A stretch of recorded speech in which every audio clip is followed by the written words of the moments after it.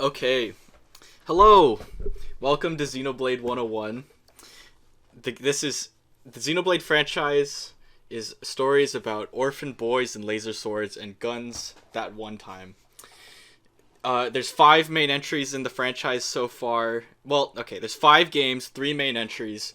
I'm going to be going through all of it in the order that I've decided is best because I've played through all of them at least twice, and hopefully I don't miss anything important. I'm probably going to.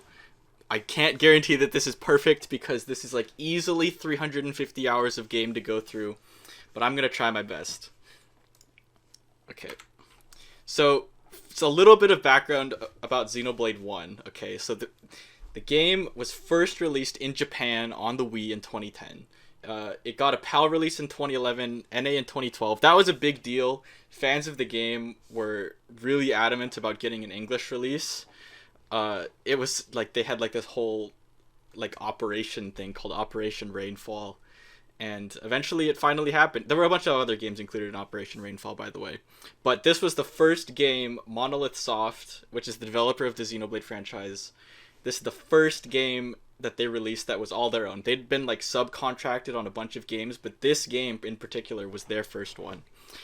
Xenoblade, and also like there's a few games outside of Xenoblade that are considered part of the Xeno franchise, but the entire Xeno franchise is the brainchild of Tetsuya Takahashi, who is best known for, other than Xenoblade, working on Final Fantasy 1 through 6 and working closely with Tetsuya Nomura during that time, which will be important later. I don't.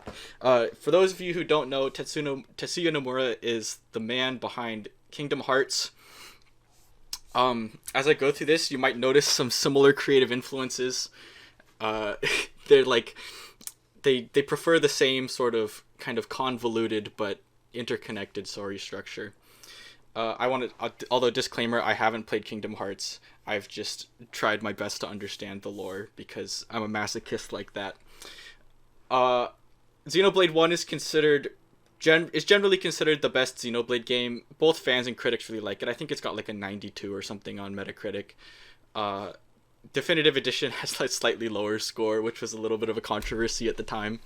But re-releasing a game in 2020 that was made 10 years ago, it's a little bit understandable. Okay, so for the introduction of Xenoblade 1, at the very beginning of the world, there were two titans came into existence, right? This is all narrated by Shulk, the protagonist of the game. There's this huge climactic battle at the start of time. These two titans, the Bionis and the Mechonis. Bionis is the one over here with the big laser sword. Mechonis is the one over here with not the laser sword. They fought each other to a standstill, killed each other at the same time, and the bodies of those titans is the place where the entire game of Xenoblade 1 takes place. Over time, sentient life evolved on the Bionis. The most important one that we'll be starting off with are named Homs. They're basically humans, but they needed a cool fantasy name. And the central conflict of the game is that there's these automatons called the Mechon that come from Mechonis and attack Bionis regularly, and they just want to fuck shit up badly. Like, they just hate everything that lives, and they want it to die. So, the opening cutscene of the game continues. We got three dudes who are introduced. We've got Dunban. Dunban is a real G. He's literally the biggest badass in the game. He is the first person to successfully wield the Monado that we see. There's Dixon. He's your actually cool uncle. He's just like super chill, but he's always there, got your back. He's the main character in the game. He's really important. And we've got Mumkar, who's just a bitch. Mumkar, his whole thing is he's jealous of Dunban because Dunban gets to wield the Monado. He thinks, Dunban, that you're not so hot. You're not hot shit. I can totally do that too. So his whole plan is to get Dunban killed by the Mechon and then steal the Monado in the aftermath. So Mumkar's plan doesn't exactly go through. Dunban successfully holds off the Mechon with the Monado. Mumkar runs away and gets blasted by a bunch of laser beams and dies. So that's the end of Mumcar real fast. Spoiler alert, probably not the last you'll see of him, but hey, you know, at least for now, he's presumed dead. So starting with chapter 1, okay, so we have the main man himself, Shulk. He's just like chilling in a field. He's like salvaging a bunch of wrecked mechon. He's a little bit of a degenerate. Like, he's like, he hates vegetables, and he just likes staying inside all the time and working on the Monado, and all his friends are like, Shulk, come outside, and he's like, no, I'm not gonna do that. I just want to study the Monado all the time. By the way, the Monado was brought back to Colony 9 after the whole battle with Dunban. That was several years ago. So there's Rhine. Rhine is Shulk's like childhood friend. He's just like a total meathead, but like he's a wholesome dude. Like, he cares about Shulk. He's not like an idiot. He's just prefers to solve problems with his fists. And Fiora, classic childhood anime friend. Her weapons are 2 knives. She's Dunban's sister. For now, that's really all you need to know about her. So this all takes place in Colony, like the whole entirety of chapter 1 takes place in Colony 9, which is at the foot of the Bionis. So that, like how everything happens on the 2 Titans. You're at the very bottom right now. And so Shulk and Ryan both work for like the military service kind of thing, and their guy says, go fetch some cylinders from this some ether cylinders from like this crashed ship like over somewhere. It's like on the cliff, and they're like, okay, go get the ether cylinders. So that's like what you established in chapter 1. So okay, chapter 2, you get the cylinders, but like as soon as you get there, the mechon come back, and you're like, oh no, it's been like however many years since, but they're back. One of them notably has a face, so this is like a little bit weird. Mechon are like these weird sort of like some of them are like bipedal, but they're like not humanoid. This one's like vaguely humanoid, and that's kind of a big deal.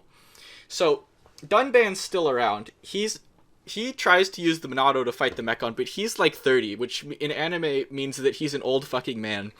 So he can't do it. His arms all charred up, by the way, from the first time he tried to use the Monado. Like, the Monado will like straight up like mess you up if you're like not ready to wield it. So one of his arms doesn't work.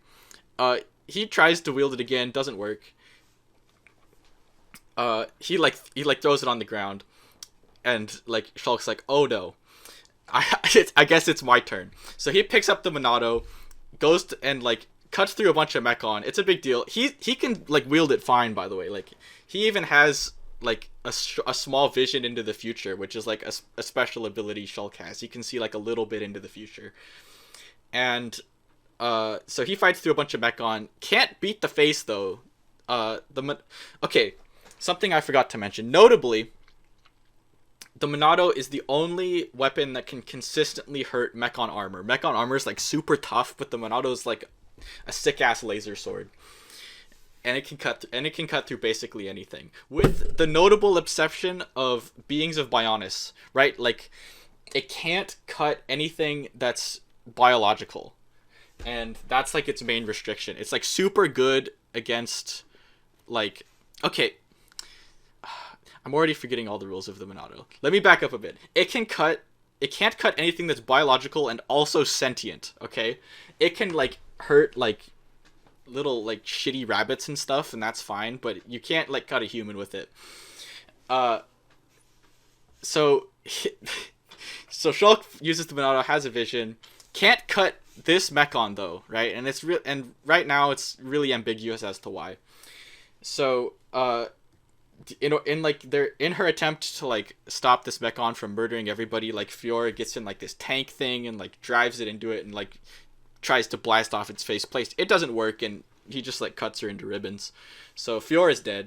It's a real sad moment. Shulk swears eternal revenge. That's the main conflict of the story so far. Is Shulk is like, that faced mechon, I'm gonna find it and I'm gonna fucking murder it because it killed my girlfriend. They're not dating, by the way. Fiora wants Shulk's dick badly, but like he's like too dumb to realize it. So, but they were like friends. So he's like, okay, let's go hunt down Metalface. So yeah, Shulk swears eternal revenge. He and Ryan get together and they leave, and they're like, we're gonna travel up the Bionis trying to find this faced Mechon, right? So they fight through a cave with a bunch of spiders, and Shulk gets has like another vision and gets shield art, like, which is like, it, in Xenoblade canon it blocks one super powerful hit. In Smash, it obviously doesn't do that. So don't blame the Xenoblade developers. Blame Sakurai. That's all his fault. So, so chapter 4. This is when like we start introducing a few more interesting characters. So we have Sharla, who's basically Anna from Overwatch, but except she's got bigger boobs. So she has the exact same loadout, right? She's got a sniper rifle that heals people. And I think it even has like a sleep bullet. So, Overwatch developers may be taking notes, maybe not. We've got Juju, who's literally sucks. Everyone hates Juju. No one likes him even a little bit. I've never met anyone who said Juju was a good character. He's basically stupid and makes all bad decisions. And Atharon, I didn't even include a picture of him because his role in the story is to be an old man. That's it. He's like, gives like sage little advice and stuff. And so anyway, Shulk was heading to Colony 6. That was like the next stop on the trip. Colony 6 got blown the fuck up by the Mechon. It's not around anymore. Sharla, Juju, and Atharon are all like refugees from Colony 6. So notably, Sharla's husband, what's his name? Gadol, he died. He totally died in like the Colony 6 thing. I don't think they've established that yet. I'm pretty sure that at this point in the story they think there's a chance he might be alive, but no, he's totally fucking dead. So for some reason Juju decides to go to Colony 6. I forget why, because it's a totally contrived reason.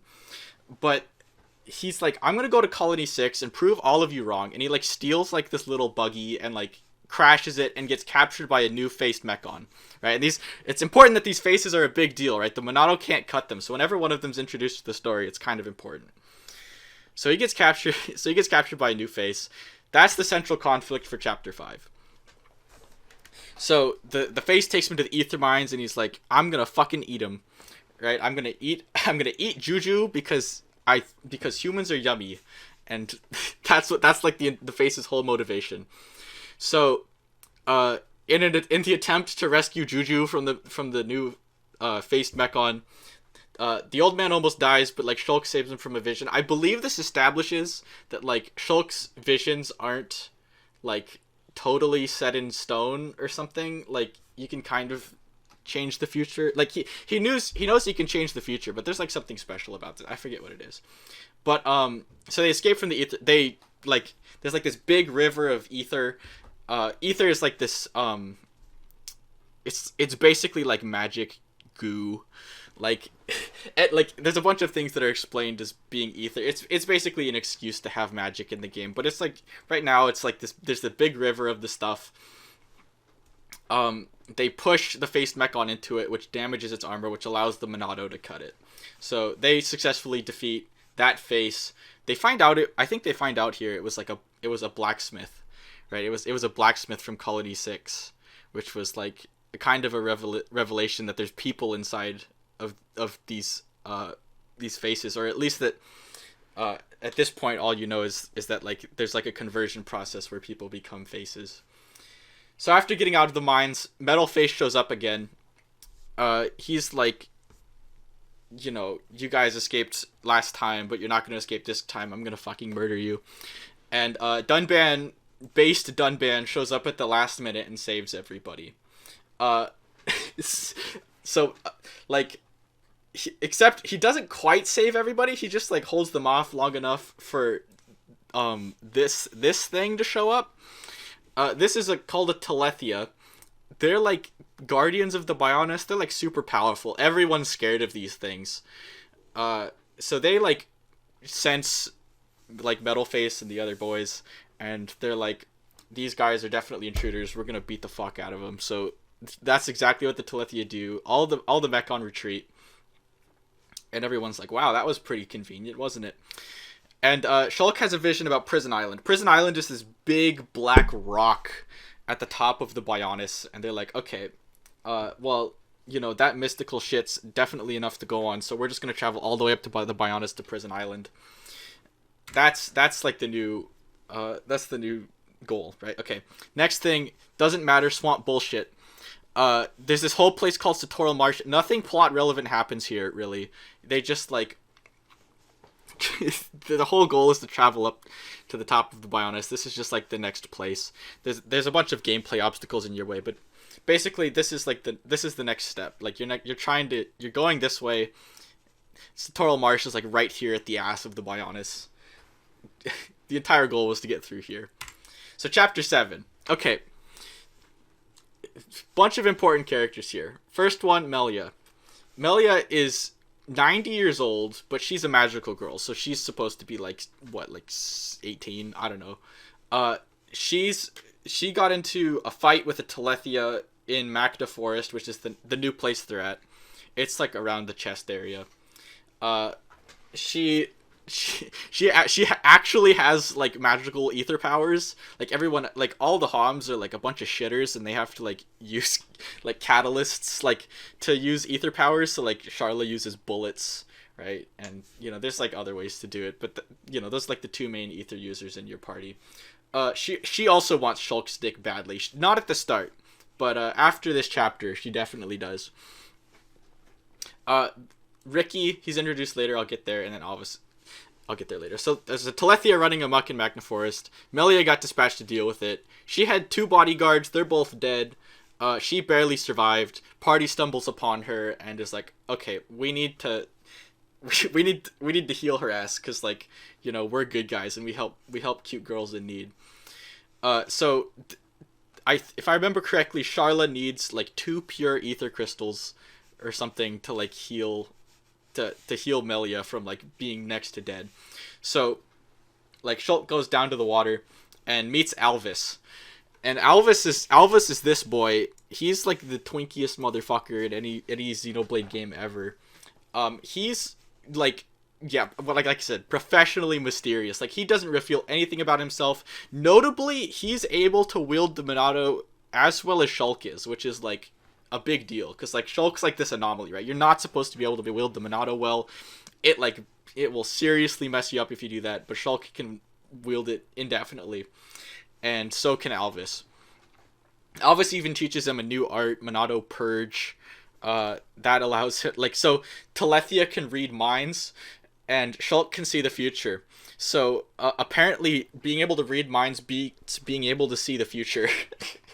So like Shulk can't hit Telethia properly unless he purges that ability from them, and that's what Monado Purge does. So Alvis teaches him to do that. This is all down by the water. Eventually Ryan shows up and he's like, "What you doing, Shulk?" And Shulk's like, "I was just hanging out with Alvis."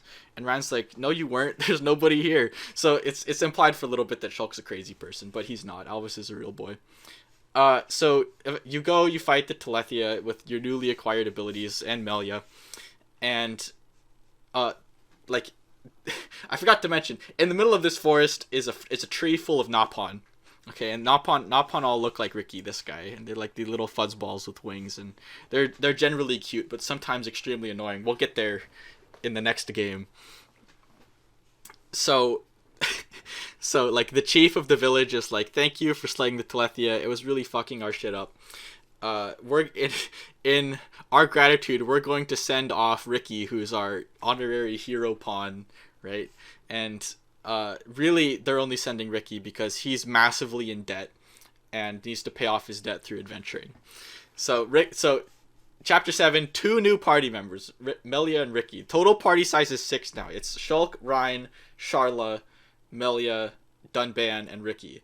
Okay, so like already a lot of characters. Like if you've only played 2, like you'd be like, wow, that's already more than Xenoblade 2, and the answer is yes, you have a lot more to juggle if you want in this game. So on to chapter 8. So Magna Forest is like around the chest of the Bionis. Aerith Sea is like around like the top of like the shoulder area. Like it's like this big actual body of water at the top, and also up there is Alcamoth, which is the city of the High Entia. I forgot to mention, like, the High Entia are this race of people with wings on their head. Like, they're pretty important to, like, the politics of the Bionis. They're, like, super powerful and have advanced technology and shit.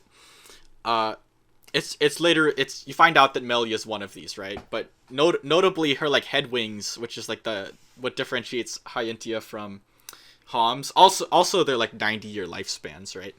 But, like, Melia's, like, head wings are a little bit smaller than everybody else's. So, Chapter 8 is a lot.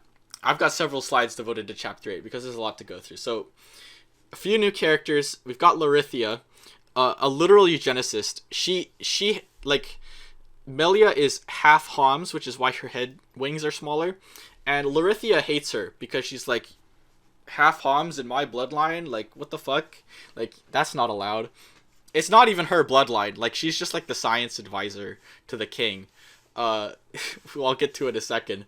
We've got Tyrea. She's perpetually angsty and hates everyone, but particularly Melia, because there's some, like, family shit going on that I'm not even going to try to explain, but basically, like, they're vaguely related.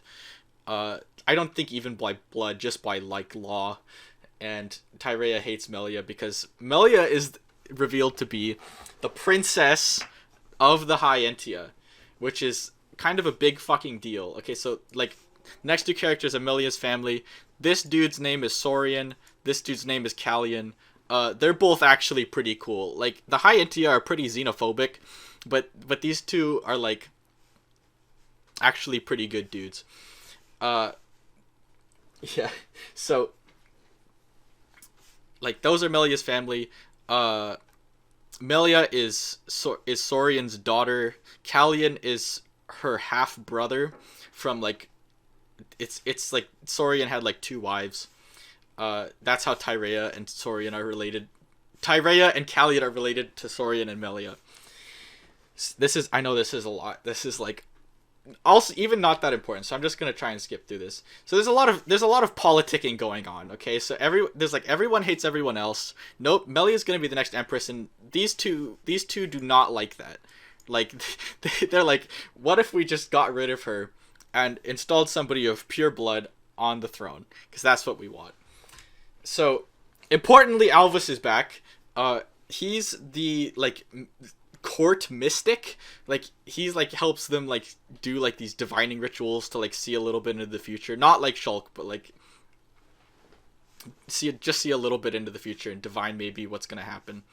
So, in an attempt to get rid of Melia, Larithia sends her to, like, the ancient tomb of, like, the royal bloodline to like, basically get her killed. Like, a lot of people who they abolished this trial a long time ago, but it used to be that in order to be the emperor, you had to go to the tomb and get the approval of the ancestors, right?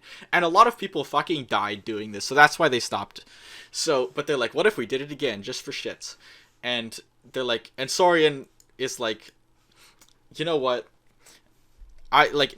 People are gonna be upset that Melia's on the throne because she's not a full High Entia.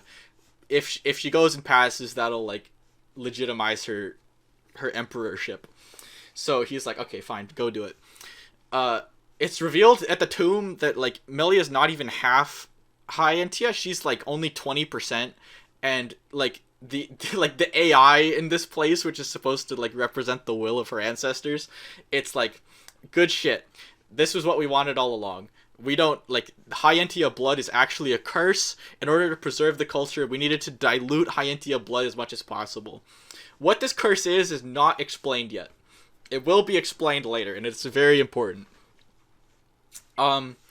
So, this whole time Melia's been doing this, Shulk and crew were detained in, like, a lunchroom, and a bunch of lady ninjas showed up to, like, try and assassinate them. It didn't work. And then also later in the tomb, Tyrea, with this mask on, she shows up, tries to assassinate Melia. That doesn't work either. Shulk shows up just in time after the whole lunchroom incident, and shit turns out fine. It's all good.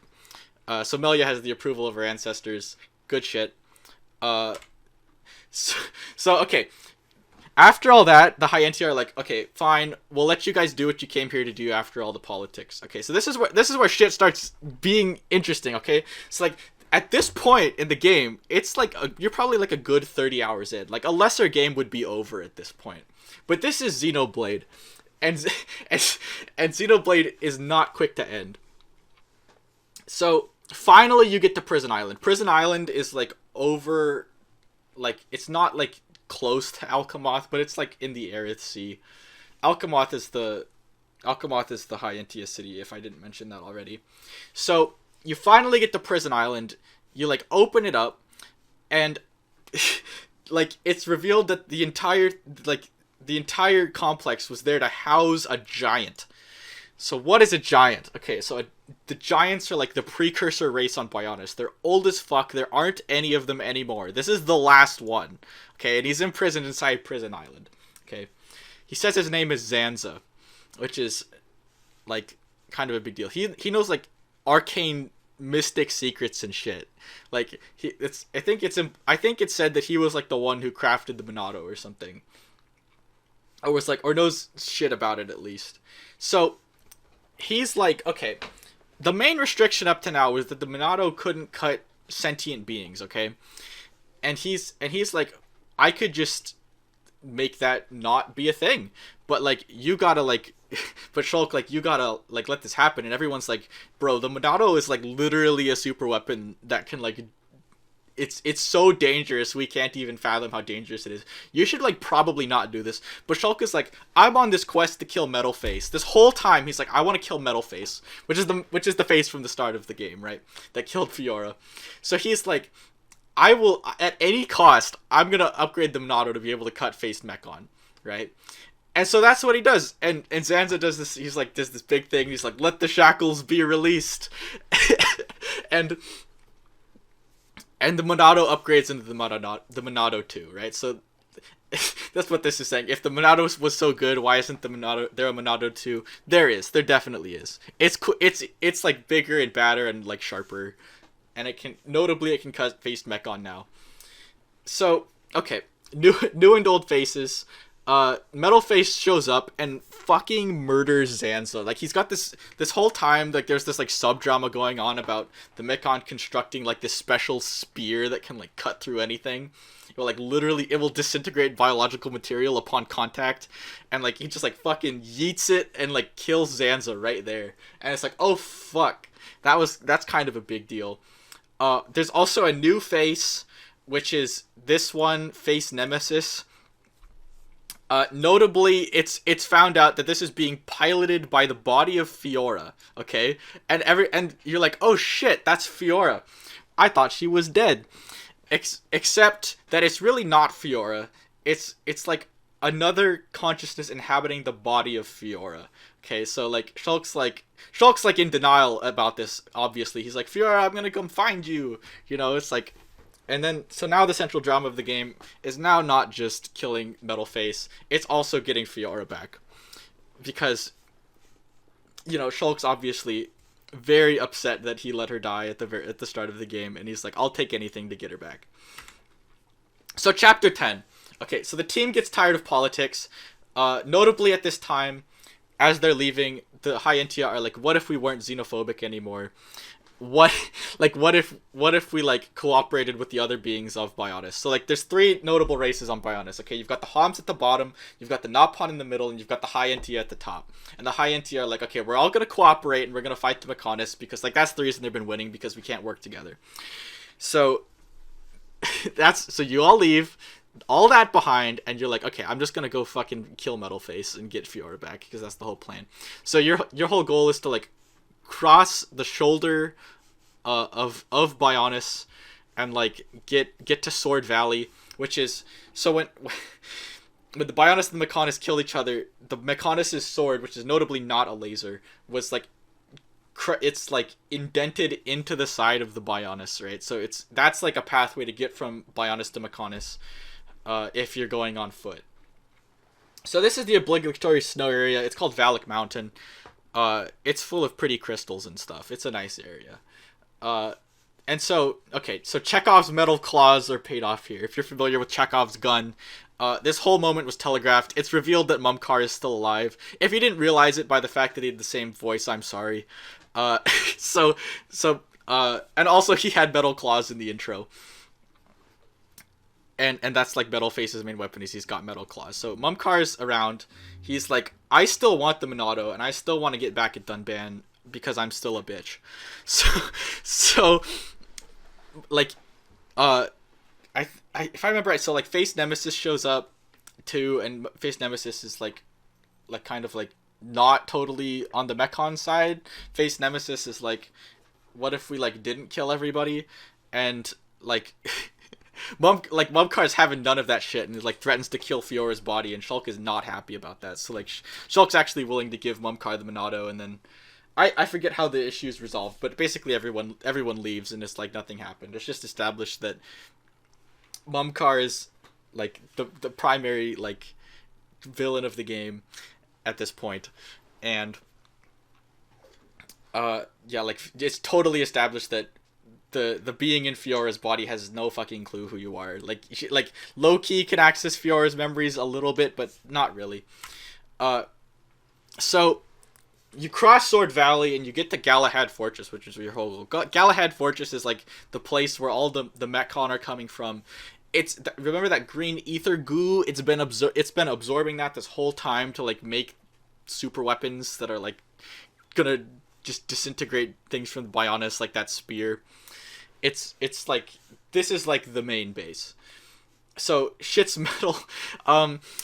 Everything is notably made out of metal now. Before, you've been like traversing like, you know, relatively normal looking areas with like grass and snow and rocks, but like now everything's metal because you've crossed into the Mechonis. This whole thing's made out of metal. So yeah, Mumkar Eats Shit and Dies, the sequel. You have like a final confrontation with Mumkar, who's like definitely totally gonna kill you this time, and you defeat him. But like Shulk, because Shulk's a good boy, he decides to spare his life, and then Mumkar's like, I'm having none of that shit. So he like tries to shoot Shulk in a final blast, misses, hits like this giant like antenna thing on like the top of a building, and it falls over and straight up crushes his ass, and he dies. So like Mumkar's properly dead this time. So notably, you're still trying to get Fiora back. So you're like trying to get through Galahad Fortress to find her.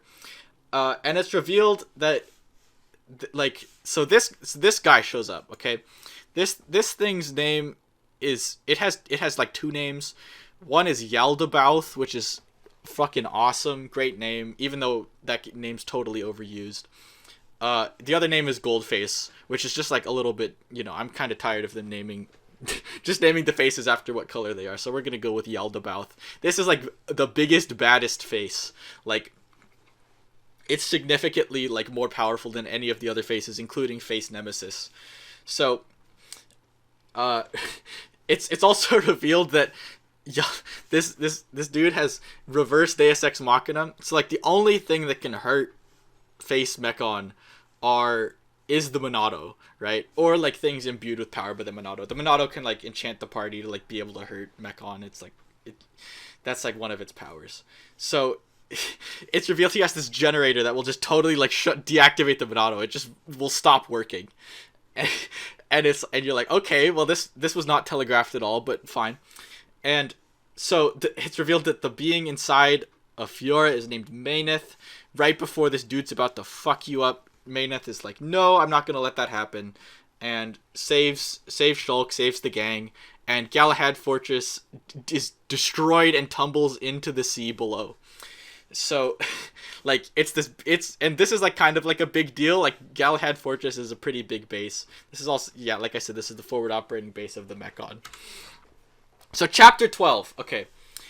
So you end up in this place called the Fallen Arm, okay? So this, in the battle at the start of time, right, one of the Mechonis' arms was cut off. This is where it ended up, right? This is like the only thing in between Bionis and Mechonis' Fallen Arm. Also, I think the design of it's really cool and thematic. Like, it's all metal, but it's like covered in like trees and stuff, which is like, oh, it's like the halfway point, you know? It's thematic. So you meet up with like Shulk and Fiora are on the beach, right? Fiora is she's like not breathing, right, which is kind of a big deal, and Shulk is like, oh, she like she needs water, right? This is his first thought. She needs water, so he like goes gets some fresh water. Decides instead of any other way of transporting it, he should hold it in his mouth, and then like spit it into her mouth because that's hygienic. And this is like a big deal. Like she wakes up and she's like, "Oh, we finally made out! Isn't that great?" So that's the game's that's the kiss, right? That's the game. That's the kiss, right? These two are like supposed, are in love, and it's like a great thing. But I don't think they ever kiss again for the whole story, which is good because this story this is not like a shonen, right? This is like fucking Xenoblade 1 is like Lord of the fucking Rings. This is a proper epic. Like you think you've seen if you don't know anything about this, you haven't seen anything yet. so okay. So it takes a while for like the team to reconnoiter. Like they're in like 3 separate groups and like but they all like eventually meet up in this place in the center of the Fallen Arm. It's the city inhabited by these people called the Machina, right?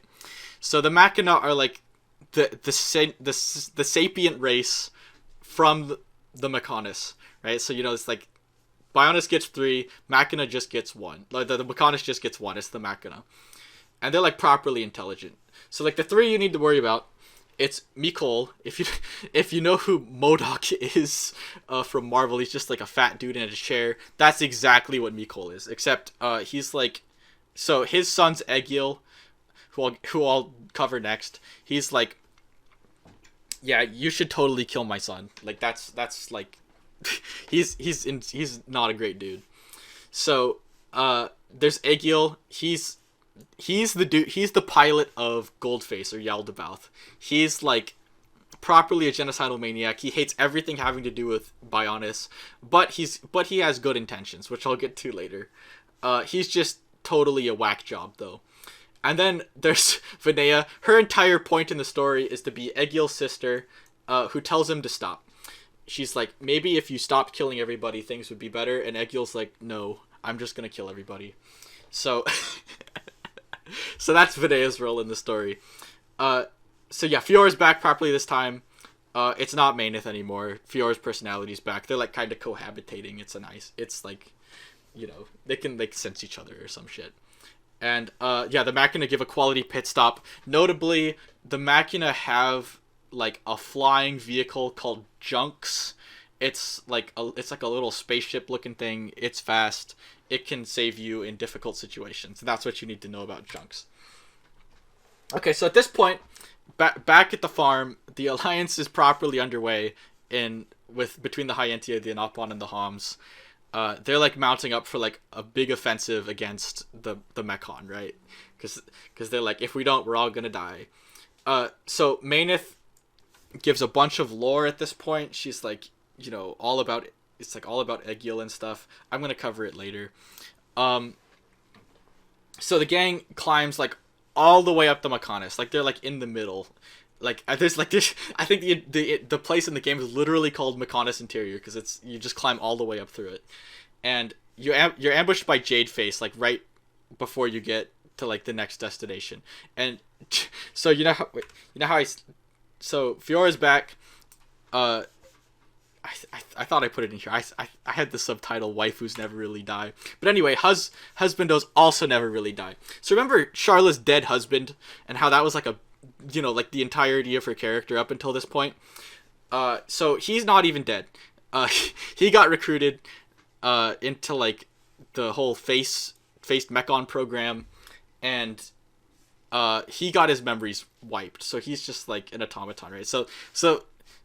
If I haven't explained this already, faced Mechon are like powerful because they're like beings of both Bionis and Mechonis, but like all the humans get their minds wiped before they're shoved in there, so that they're like properly good obedient little slaves. And this was why the Monado couldn't cut them, right? Is because they're like imbued with the power of the Bionis and like also are sentient, right? So ambushed by Jadeface, I think it's not at this point you're all knocked out. Maybe it is, but like basically the whole confrontation just serves to tell you that Gattel's still alive. And like maybe Charla has a hope at romance too, right? So so everybody gets knocked out in that battle, but like Jadeface is like just doesn't kill you for some reason. I totally forget why. So notably, Shulk has a fever dream in space. He's like in the middle of like a bunch of asteroids, and he's like, it's like kind of like the first inklings that things are a little bit fucky, right? It's like I think like he like starts hearing voices and shit, and like there's some whisperings about the true, like something called the true Monado, right? So you meet up with Vinaya. She's been inside the Mechonis this whole time. She guides you all the way up to Agniratha, which is the capital of the Mechonis, and you have another run-in with Egil there, right? There's you do a bunch of chores in Agniratha, which is not important. So you have another run-in with Egil, okay? And he gives you this whole monologue, right? Which is explaining to you why he's a genocidal maniac. Okay. So his whole thing is that the Bionis is fucking evil, right? The Bionis tried to destroy the Mechonis, and he's acting out of self-preservation because the Bionis uses sentient life as fuel, right? So he's gonna try and wipe them all out. That's his whole explanation for this, and you're like, at this point you're supposed to be like, well, maybe it would be best if you didn't kill everybody, but I can kind of see where you're coming from. So, okay, and then so you have like this big fight in Agniratha. Egil his whole plan is to go to the core of the Mechonis, reactivate the Titan, and just blow up like Bionis while it's not doing anything. And so he heads back off to Agniratha. Not Agniratha, excuse me. He's heading off to Mechonis core. Agniratha is like totally getting blown up, but like Gattel decides to take one for the team, saves everybody. Now he's properly dead, right? Xenoblade 1 is the game where you're told people are dead, except they're not really dead, but then they actually really die. So this is it's Gattel's turn. Okay. So this is where like shit starts popping off, right? So it's you destroy the what's it called? You destroy the Apocrypha generator. He can't hinder the Monado anymore. You're at like full strength again, right? It's all good. So Egil like properly awakens the Mechonis, right? It's like it's live, right? He's like pulling the sword out. Like at this point, the entire like Bionis Alliance is like on the sword, right? And he's like pulling the sword out, and people are falling into the ocean. It's metal. So Shulk like goes there to defeat Egil, but decides to spare his life, right? Because Shulk's a good boy who doesn't believe in killing people, even when they kind of deserve it. So, and Egil's like, maybe we can get along after all. Like, it's like I didn't want to kill all of you, but it was like the only option. And you're like, oh, it's okay. Maybe I'm supposed to be sympathetic to Egil, but you're like, not really. So, okay. At this exact moment where Shulk and Egil are finally getting along, Dixon shows up again and just straight up he murks Shulk, shoots Shulk in the back, and he's like, damn, you guys should not have started to get along because that's messing up everyone's plans. Who's everyone? Okay. Remember Zanza? Remember Zanza? The giant? Okay. That was not really Zanza at all. And here's where everything, like the whole grand plan starts coming into focus, okay? So Zanza is the god of the Bionis, right? And Maineth is the god of the Mechonis. Like both Titans have a god. They're like practically all powerful. Maineth has been weakened over this long period, right? But like Zanza is like, he's been chilling, and he's like a proper evil motherfucker. So Shulk's so we learned the entirety of Shulk's backstory, right? So importantly, Shulk is an orphan. I forgot to discuss this, but he doesn't have parents, so he's a sad boy. So because at the start of like Shulk's story, right, him and his family go to this place called Ase Tower, which is in like, what's that place? Oh my god, I forgot the name. It's in Valak Mountain. Okay. So Ase Tower is in Valak Mountain. That's where the Monado was chilling for like thousands of years, right? So they go there. They and they like everyone tries to like take the Monado, but everyone fucking dies except Shulk. Shulk's the only one's left, and Dixon was the one that brought him back to Colony 9 after this whole happened. So it's revealed that like Monados are a little bit special. Like they're like this, like especially the Bionis, but the Bionis' Monado, right? So Zanza's soul was like ensouled within the Monado. So when Shulk tried to touch the Monado, his life force was like, he got totally obliterated, and Zanza decided to inhabit his body, right? And the whole plan was for Shulk to like age to maturity and like eventually be like Zanza would awaken and like come back and like possess the Bionis again and destroy Mechonis, because they just fucking hate each other for reasons we haven't gotten into yet. So this is the true nature of the Monado, right? It's like it's a god's blade. It's basically all powerful, and it's like Shulk's, the only reason Shulk's been able to use it this whole time is because he had Zanza's soul inside of him. It's like there's so much to this, but basically that's what you need to know about a Monado at this point. It's a god sword. It has special properties. It's kind of metal. So Egil and Mainith get into like, you know, they're like, fuck man, like if we don't stop Zanza now, he's like totally gonna kill everybody, right? Because Zanza is the one true proper villain of this game, okay? Like he was just like an after echo in that giant's body. That giant and Egil were friends, by the way. Like before the Bionis, okay, so like the whole thing about the Bionis and Mechonis fighting at the start of time revealed to not entirely be true, actually. There's like some stuff going on beforehand. They didn't get into the final climactic battle until after that giant grabbed the Monado and was possessed by Zanza for the first time. So and then everyone's like, damn. Okay, so that was fucking bad. Almost everyone died. So they locked Zanza in like that giant away in Prison Island. But like they had only like were able to imprison like an echo of his soul. His like real soul was in the Monado, and they put that in Ase Tower. That's they being the beings of Bionis, right? After the whole climactic battle. So Egil and Mainith fight valiantly, but fall to Zanza. He's like super fucking powerful. He's like properly a god. And this whole thing, like Zanza is able to reawaken the Bionis and like just literally just cuts through Mechonis, and the whole thing falls into the ocean and is gone, right? The Mechonis is fucking gone. Like half the world is destroyed in this moment, and it's kind of a big deal. So, remember the junks, right? Everyone was about to eat shit and die, but it shows up at the last minute and gets everybody out. Okay, so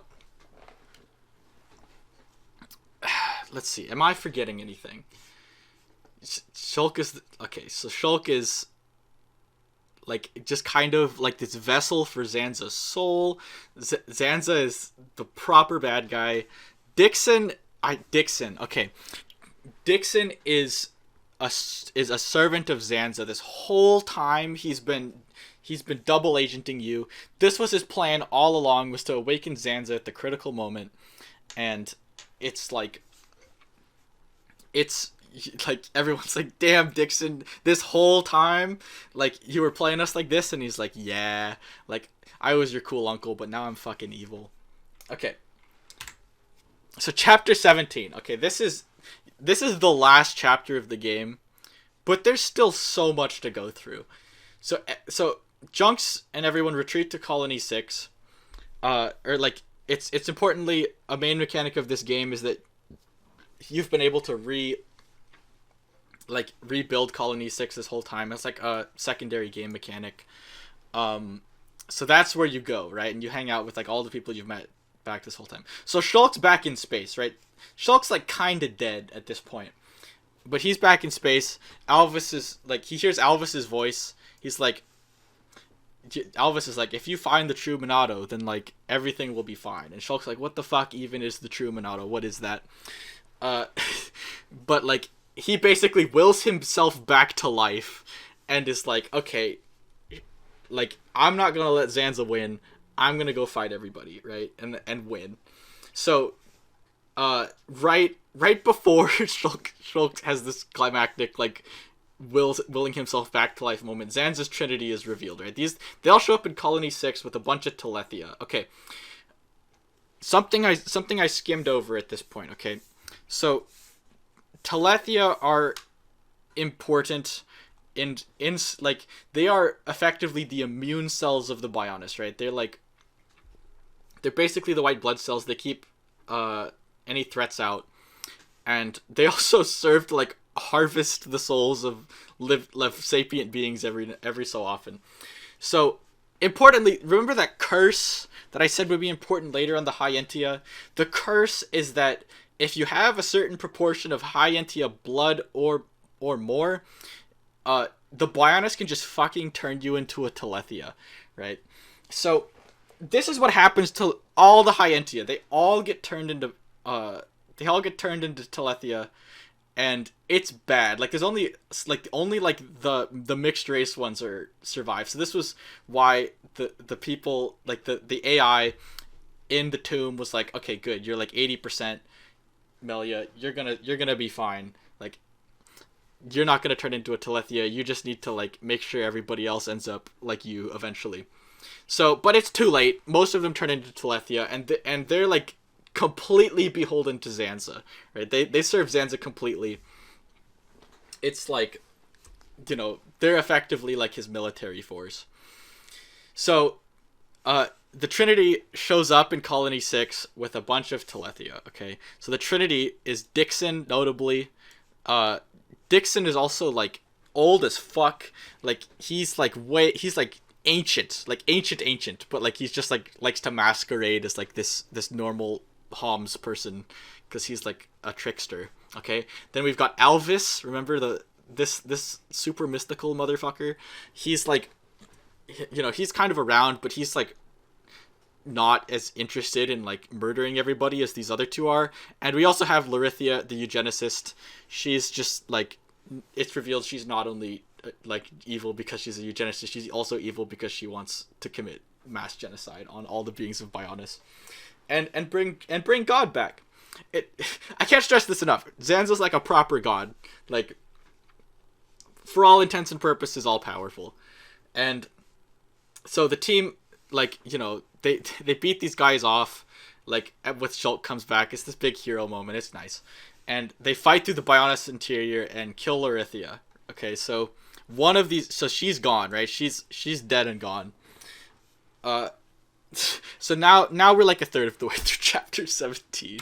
Okay, so the team, so Zanza's hiding out on, like, he's in like this weird fucking extra dimensional space, but like the only way to access it is through Prison Island. So they make their way to Prison Island and have their final battle with Dixon. And Dixon is revealed to be a giant, right? He's like so fucking old. He's been around for thousands of years, and he was Zanza's first disciple, right? Like when that giant grabbed the Monado and became Zanza, this guy was like, I'm down with that shit. And that's Dixon. So you have this final battle with Dixon. He's like, I'm all powerful, you'll never defeat me, but you defeat him. And then he's like, damn, I can't believe that happened. And he like smokes a cigar and fucking dies. And it's like a good send-off moment. Like, it's properly badass for Dixon. Dixon is like, the Dixon twist is like one of the greatest in Xenoblade for sure. So anyway, Zanza's off in extra dimensional space. Okay, one thing I forgot to mention, not only is there, so each god has a Monado, right? Mainith's Monado has like not, I haven't discussed it up until this point because she really doesn't do much with it, but effectively it's another god weapon. It's like, whoever wields it is just super fucking powerful, right? So Zanza Zanza killed Mainith back in Mechonis Interior, and and took her Monado. So he has like both of like the all-powerful weapons now, so he can like basically do whatever he wants. So he's chilling in extra dimensional space, and so you go through like this portal to go find him, and you end up in the solar system. You might say the solar system as in like the real solar system, and the answer is yes, right? It's like at least a simulation of like all the planets in the actual solar system. So that's just Saturn. Yes, that is just Saturn. Like there's a bunch of waypoints where you fight like echoes of bosses you fought over the course of the game, and like like they're all at like different planets. So I don't know which one you start at, but it's like you end up eventually you end up at the moon and like Earth and shit, and it's like, okay, at this point it's really mysterious why. Okay, so the team engages Sansa in like this fucking final cosmic battle, right? And like you should not win this. There's like no way you should win this, but Shulk summons the true Monado, which is like his Monado. It's like he's not a god per se, so it's like but it is like a proper Monado. But this is like the most powerful one, right? Like these two, right? This is Zanza's Monado, this is Mayneth's Monado. These two fucking suck compared to the true Monado. The true Monado is like all powerful. So it's basically brought through the power of willpower. Also, notably, there's this badass moment, like the Monado like summons symbols in like this little circle here to like show what it's gonna do or like what it can destroy, and in this final battle, it's the kanji for it's kami, which means it's like the god slaying blade. It's like really fucking cool. And so you slay Zanza. He's like, fuck, the reason I couldn't see visions before, like into the future, was because I fucking died here. So and he's like, all that I am is fading. It's this big moment. And Shulk creates a world with no need for gods, right? It's like, I'll get there in a minute. I think that's on the next slide. Okay, so Zanza is revealed. This is all in the epilogue, mind you, for a game that's 10 years old and didn't get a there were no other entries in the Xenoblade franchise for 5 years after this. So this was just a huge mindfuck at the time. So Zanza is revealed to be this dude named Klaus, right, from another dimension. And Klaus was this mad scientist who decided to do this experiment where he would create another universe. He has all this monologue about becoming gods and like coming in contact with the divine and stuff. He's just like a proper crazy dude.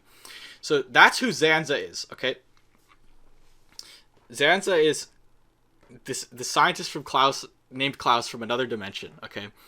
So, also notably, Mayneth was the woman who tried to stop him from doing the experiment. They both got sucked into like this new dimension at the beginning of time and became the gods of the Bionis and the Mechonis.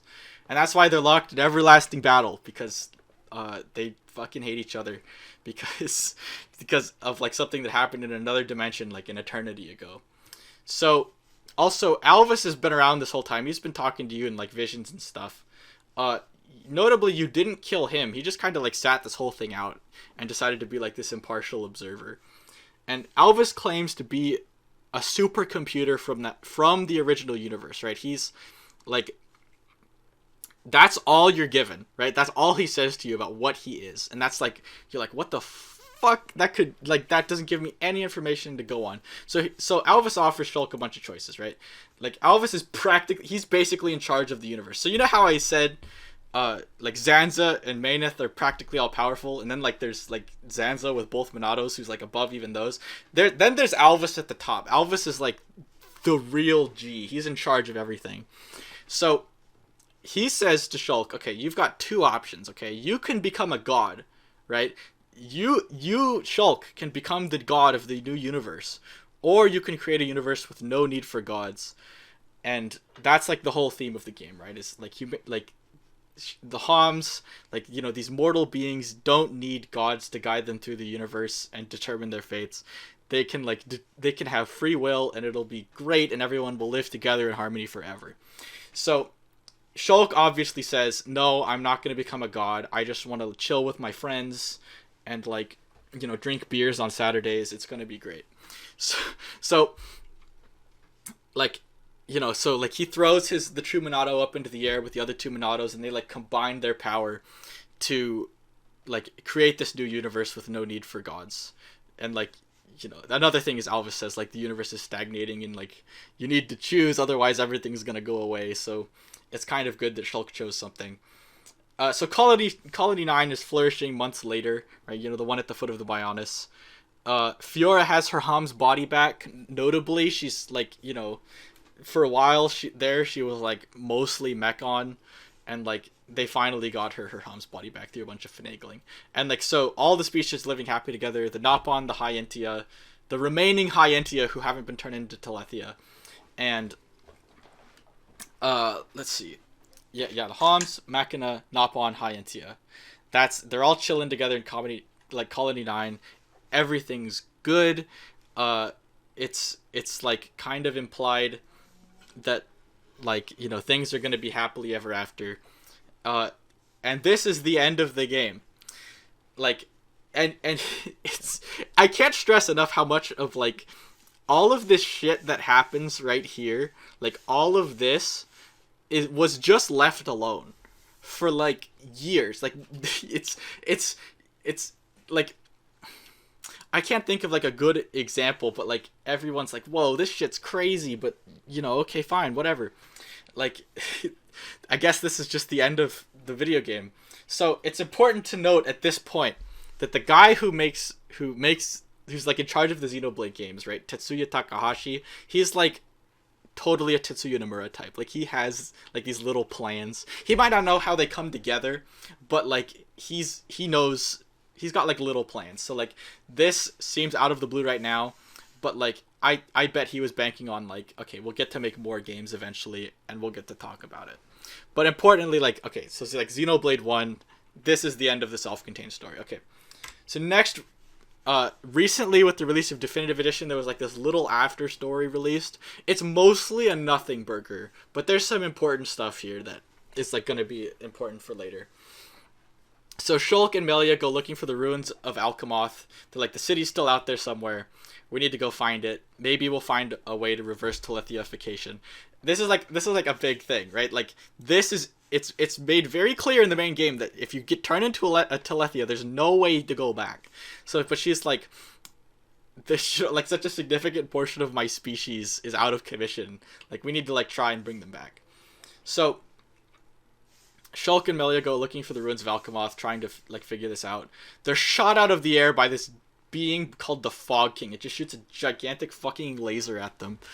And they're going in junks, right? The ship junks, the little spaceship thing. That thing crashes on the remains of Bionis' shoulder, which is still floating in the air because it was made out of, like, this like, anti-gravity rock that's, like, still floating in the air, like, where the Bionis used to be, which also crumbled into the ocean when Shulk recreated the universe, right? So there's this thing called the Fog King. It's really mysterious. It's still, like, even after you beat the game, it's still unclear what the Fog King is.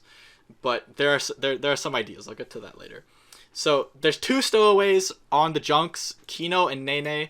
They're two of Ricky's 11 children. They're like, cute little Napon, right? But effectively, in terms of gameplay, they're copies of Rhine and Sharla. So they didn't really bring anything new. Shulk and Melia have, like, largely the same moveset, except notably Shulk can't see the future anymore, right? Because there's no gods. Like he doesn't have any of these, like, crazy supernatural powers. So Tyrea is back. Remember her from chapter 8?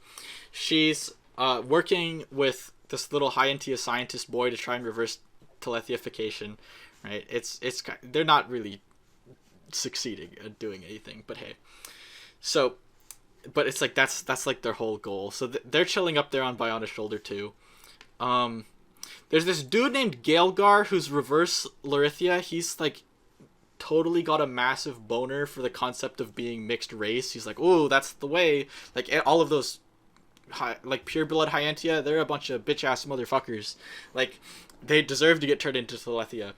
and Melia is like, no, like they weren't bad people. Like they might have been like a little bit racist, but like they still deserved to have agency. And Gilgo's like, nah, like you can do a side quest later where like Melia like totally refutes his ideology, and then he just falls into this the like off the Bionic shoulder and is presumably dead. He's like a little mini villain. He's like the Fog King is the main villain, but like Gaelgar is like a little mini villain. So everything happens exactly like you'd think. You just Shulk has to like he's got like a new replica Monado. Like this, he doesn't have the true Monado, right? Because no gods, right? No crazy powerful shit. All they've got is like human level stuff. So he's got this like new replica Monado. In order to like beat the Fog King, they need to upgrade it to like be able to like dispel its like otherworldly aura or something. Also, there's like a bunch of rifts that have like opened up anywhere and are like turning the wildlife evil. So, and the Fog King is presumed to be behind it. So you show up in the ruins of Alchemoth, right? The Fog King's there. You beat him. It's like this, everything's fine. Again, future connected. Little bit of a disappointment. It was kind of advertised as like being a little bit closer to like Torna, which I'll discuss soon, but it was really not that long. I think you could beat it in like 10 hours, maybe less. And there's really not like much story. The important thing about Future Connected though is established that Takahashi-san wants to tell more stories in existing universes, which might be important. So, okay, I'm gonna go use the bathroom real fast. I'll be back in just a second, and then we'll continue with Xenoblade X. All right. Okay, so a little bit of background on Xenoblade X. Released on the Wii U in 2015. Notably, this is 5 years after the original release of Xenoblade Chronicles 1. Okay, like this is a long dev cycle for this game. Presumably, they were working on this game for most of that time, and it shows. This game is big. There's a lot of stuff to do. It's like it's a very like heavily designed game. I think the game has some issues when it comes to design choices, but undeniably this game was like everything was thought out, and there's so much about it that's just like waiting to get like more elaboration, which is kind of sad because this game probably is never going to get a sequel because it didn't sell well. So okay, this game it's praised for its huge open world and hard sci-fi story. The game is fucking huge. Like it's so much bigger than like any like of the other Xenoblade games and most open world games. Like each of the continents is massive. Like it will take you like significant amounts of real time just to run across them. It's I have a map. Like hold on, let me pull up the map. So here's the map. Okay. Like each of these continents is like I'd say like roughly the size of like the combined overworlds of it, probably at least one. Like I'd say it's like each of these continents is the size of the combined overworlds of one. So they're huge. You get ways to traverse them later, which like I'll discuss, but for a while you're just like schlubbing it on foot and it takes forever. But it's great because it's so big and the exploration's great. That's the world. The story is also like properly sci-fi, right? Like the other Xenoblade games are kind of fantasy. This is a sci-fi story. It's like I said, notably this sold like comparatively few copies. It sold I think like around 650,000 copies, which is like nothing to sneeze at, especially on the Wii U. But like compared to the amount of like production value that went into this game, and like the financial return, this is why this game's kind of in a tough spot when people are asking for ports and sequels and that type of thing. It's a true cult classic. Like if you've played this game and finished it, you're probably like, wow, there was some bad shit in there, but damn, like the good shit was really good. Like, so I mean that's exactly the way I feel about it. I don't know about other people, but okay. Here, hold on. I'm gonna shrink this a little bit because I'm getting into bigger. I'm gonna shrink my cam a little bit because I'm getting into bigger slides. Okay. So, introduction, world building. Okay. At the start of the game, you're introduced to what is the central crisis of the game that spawns every other crisis, okay? Hold on, I'm going to move the cam again. Okay. There's a battle between two galactic civilizations that just completely obliterates Earth, right? They don't give a shit about Earth, right? This isn't like they're like they want Earth for some reason, right? It's like they want the water, they want the biological material or something. No, they just don't give a shit. They're just having this huge galactic battle in the proximity of Earth, and their ships are like getting blown up, and then they like fall into Earth, and they've got antimatter reactors, so they just blow up like huge portions of the planet. It's like Earth is done for. It's donezo. Like it's got no chance. So notably, the humans knew that this battle was going to happen ahead of time. So humanity manages to they've been building these interstellar arcs like this one. Hold on. Yes, okay. They've been building these interstellar arcs like this one. This one in particular is called the White Whale. It's the hero arc, the one that we follow for this game. Also, they're not particularly successful of making it out of atmosphere. Most of them just get blown the fuck up before they can make it out of Earth's gravity. So, but the White Whale survives. Each of these arcs carries a city and a significant number of humans. So, like, you know, a fraction of humanity, right? It's like, I think it's established that the White Whale carries 20 million people, if I remember correctly. So, like, you know, billions of people are dead. But, like, you know, tens of millions of people made it off. So, like, kind of a win? Like, maybe? So, the White Whale goes through space for a while looking for a habitable planet.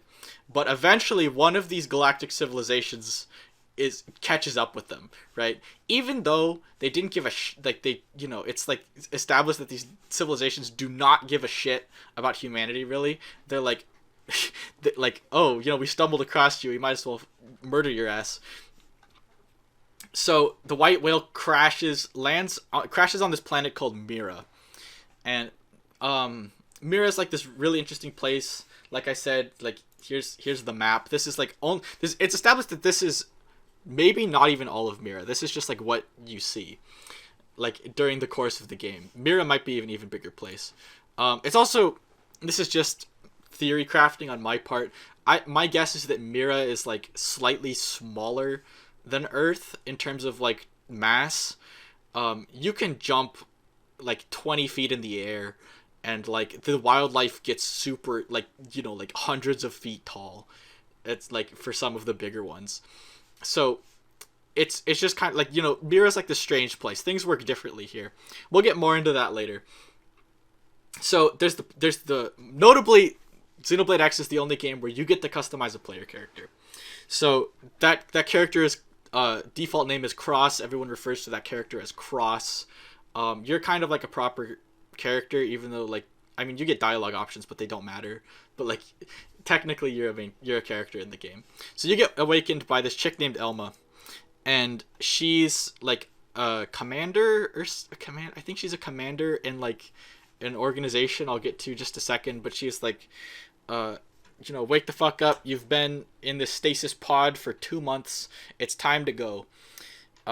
So that's how the game starts. Okay, so chapters 1 to 2, not a ton happen. Cross goes, you go to New Los Angeles, and which is the name of the city that was in the White Whale, by the way, is New Los Angeles, because you know, presumably Neo Tokyo was taken. And you get initiated as a member of Blade. Blade is this organization. It's like effectively the military. Like it's like low key. Like New LA is under martial law. Like they kind of run everything, and you know, they're like, their whole goal is to find this thing right here, the Lifehold. But I'll get there in a second. We've got some characters I need to introduce first. So we've got Lynn. She's a skilled mechanic and the game's obligatory orphan. She's working on this thing called a flight module for the Skell, which will allow it to fly It just kind of established that the Skells can fly earlier already. There's an argument that that's only in vacuum. They can't fly in atmosphere, which I think is a pretty good explanation. But at this point, Skells can't fly. That's what she's working on. That's like her little pet project. We've got Doug. He's like all of these side characters are like much less important than in the other Xenoblade games. You can recruit all of these people to your party, but you can recruit like I don't know, like 15, like 12 to 15 people into your party. Like they all have like their own like little dedicated side quests, but like all of these guys don't really matter. Like sometimes you have to do affinity quests to progress with the story, which sucks because you don't care about most of these ones, but like I don't know, these ones will like be important later in the story by proxy. Okay, so there you've got Doug. He's a pilot. He's a little bit of a meathead, but like his heart's in the right place. You've got Arena. She's a soldier through and through. She still calls Elma Commander, despite the fact that I think they're all supposed to be the same rank in Blade.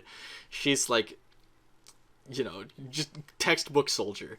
And then Gwen just like gloms onto Arena, like he's basically her sidekick, and he's like not the most important character. He doesn't really make things happen. He just kind of shows up. So okay, important concepts to introduce. Got the life hold.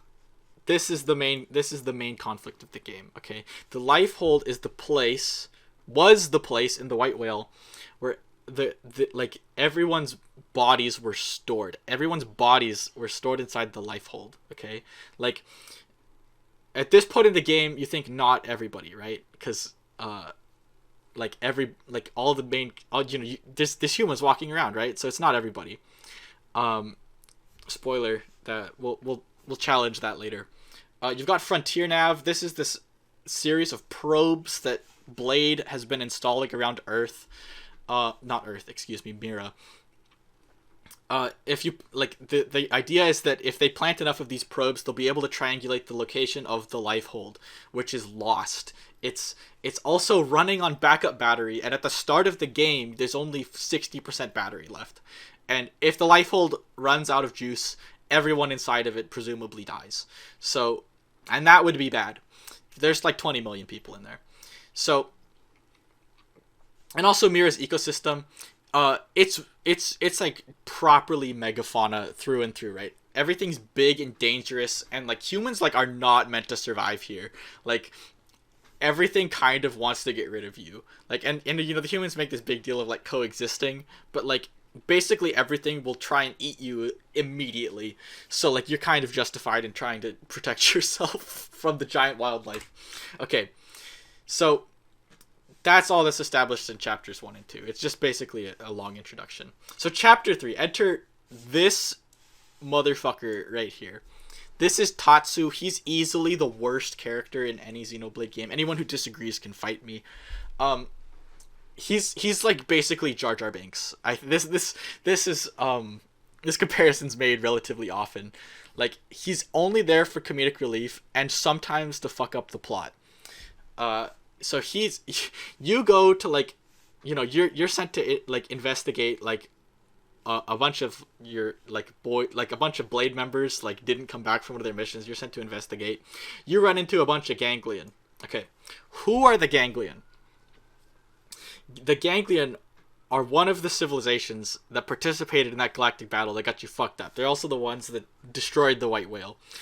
They kind of have it out for you. I know they said they don't give a fuck about you, but like this was before they knew that like you were a problem. So like now that they know like kind of what humans are about, they're like, damn, we got to deal with these guys. Why is that? We'll talk about it later. So they've established a presence on Mira. Also notably, the Ganglion are kind of like the Covenant. They're like a bunch of alien races that like work together and for like a common goal. You run into like basically the brutes of the Ganglion. They're called prone, and they're big and tall, and they've got like conical heads, and they just want to shoot you. So you run into those. You run into Tatsu there. You pick him up. He just decides to hang out with you, and for some godforsaken reason, you allow this. And So you defeat the encampment, but the implication is that this is the start of a much bigger problem. So, chapter 4. Okay, the first you've triangulated the first piece of the Lifehold. You get a Lifehold signature from Noctilum. Hold on, let me pull up the trusty map. Each of these continents has a name. Here, let me make my pencil smaller. Okay, each of these continents has a name. This one's Noctilum. This one's Primordia. This one's Oblivia. This one's Silvalum. And this one's Caldros. You don't really need to know this, for lore purposes. Like, if you know, but it's important that, like, the game is split into 5 main areas. Things happen in different areas. So this is happening in Noctilum, right, which was the top left. So a piece of the Lifehold is discovered in Noctilum. Your team, which is notably composed primarily of you, Lynn, and Elma. So, well, cross Lynn and Elma, player character. So, you're dispatched to Noctilum to go get the piece of the Lifehold. And when you get there, the Ganglion are already there. Notably, on the way there, you meet Lao, he's a sniper, sad boy, soldier, spy. He's just perpetually angsty. You don't know why this is yet, but he's just like a loner and doesn't want to deal with people, and like just does his own thing. So you also run into L on the way. He's like a proper alien dude. Like he's not like any of the races that compose the Ganglion, but like he lives on Mira. He says he's lived there forever. I'm not too familiar with L's backstory. I've never done any of his side quests because I hate him. But if I remember right, he wants to own a bookstore. So that's like his ultimate goal, is he wants to own a bookstore in New LA, which I think is a little cute. But I just can't stand the way he talks. So by the time you get there, the Ganglion are already destroying the piece of the Lifehold. They found it too. The Lifehold's in trouble. You successfully like fend off the first wave, but then this Goetia chick shows up. You don't need to know anything about her because she's a filler villain, right? There's plenty of filler villains in this game. This game's strong suit is not the antagonists. So you get in a battle with Goetia. You beat her. She runs off, tail between her legs. Does she have a tail? Can't tell. But either metaphorically or literally, that is the case. And then you go back and you're like, damn. It sucks that we didn't find. It sucks that we couldn't recover the Lifehold. I think that one was supposed to be like the Library of Congress or something. Like, it's just like full of a bunch of literature, and you're like, oh fuck! Like almost all of human literature is gone. I think like the first few Lifehold pieces you find it like that. If you like most of the game's just tracking down pieces of the Lifehold that are not the ones that contain people. So okay, chapter 5. Enter the Manon. Okay, the Manon are these guys, right? You basically like they're a hybrid between Gungans and gnomes. They talk with like a they have like a chipmunk voice. Like literally, I think it's done exactly the same way as like you would synthesize a chipmunk voice. They have like this really advanced tech and like are potential allies. So you're sent. So the Ganglion are attacking the ship out at Oblivia. Which, hold on, let me pull up the map. That's this place. You're sent there to try and pick up some allies because, like, it's a enemy of my enemy is my friend situation. So the Ganglion are attacking the Manon ship. You succeed in saving the ship, and like, the Manon are like, thanks boys, like we'll like come hang out with you because of that. Also, like they're like, oh, our ship's so like small and quaint, right? But it's like half the size of New LA. Like it's a big thing. So you succeed in saving the ship, but Cross gets their arm blown off, okay? This is, like, kind of a big deal. You're like, oh, fuck, my arm! But, it's in that cutscene, you've got, like, a mechanical arm. And you're like, damn, that's a little bit of a plot twist, but, like, okay. Turns out everyone's a robot. Here, let me move my camera again, just a little bit. Okay, turns out everyone's a robot. You know how I implied that maybe not all the humans were in the Lifehold? All the humans are in the Lifehold, okay? It just so happens that some of them are remote controlling these robot bodies, which is every human you've seen so far in the game. They're all robots. Also, they all know this. You're the only one who doesn't know this because you're a dumb piece of shit and have amnesia because of course you do, right? So so that's like the big twist. You get a new arm, it's all fine. But like that's the important conflict of the game. Not only if you don't recover the life hold, do all the humans inside the life hold die, which would be like 20 million boys, you also die. I mean, you wouldn't care about you dying because you're practically a wet paper towel with a personality, and like, but hey, like everyone you've seen so far would be dead. Okay. In a side cutscene, like Goetia, who ran away, she goes and meets with this dude named Luxar, right? And he's this big slug motherfucker. Like he's properly gross and hideous and everything, and he just hates humans. Why does he hate humans? We'll get there. So this one is like you get this intelligence report that the Ganglion are attempting to recover a crashed alien Skell. Right? Okay. Have I discussed what Skells are yet? I don't. Maybe not properly. Okay, I'll discuss what Skells are. Skells are these, like, they're basically just Gundams. For all intents and purposes, they're Gundams. They can also like transform into vehicles, which is like kind of cool. But you use them, aliens use them. They're kind of like the primary like fighting force vehicle of the Xenoblade X universe, right? If you're kind of a bitch if you don't have a Skell. So one of these crashed in Oblivia. I think it's it's either Oblivia or Noctilum. It's not really important. So like the Ganglion are trying to go get this Skell, right? But the Skell is protected by this strange aggressive wildlife with all like they've got like purple glowing eyes and they will attack anything that's alive. They've completely scoured the surrounding area of life. There's nothing left. It's just a barren wasteland. So, you know, these poor Ganglion, right? They're trying to go and get it and they're just getting overrun by these purple-eyed monstrosities. It did not go well for them.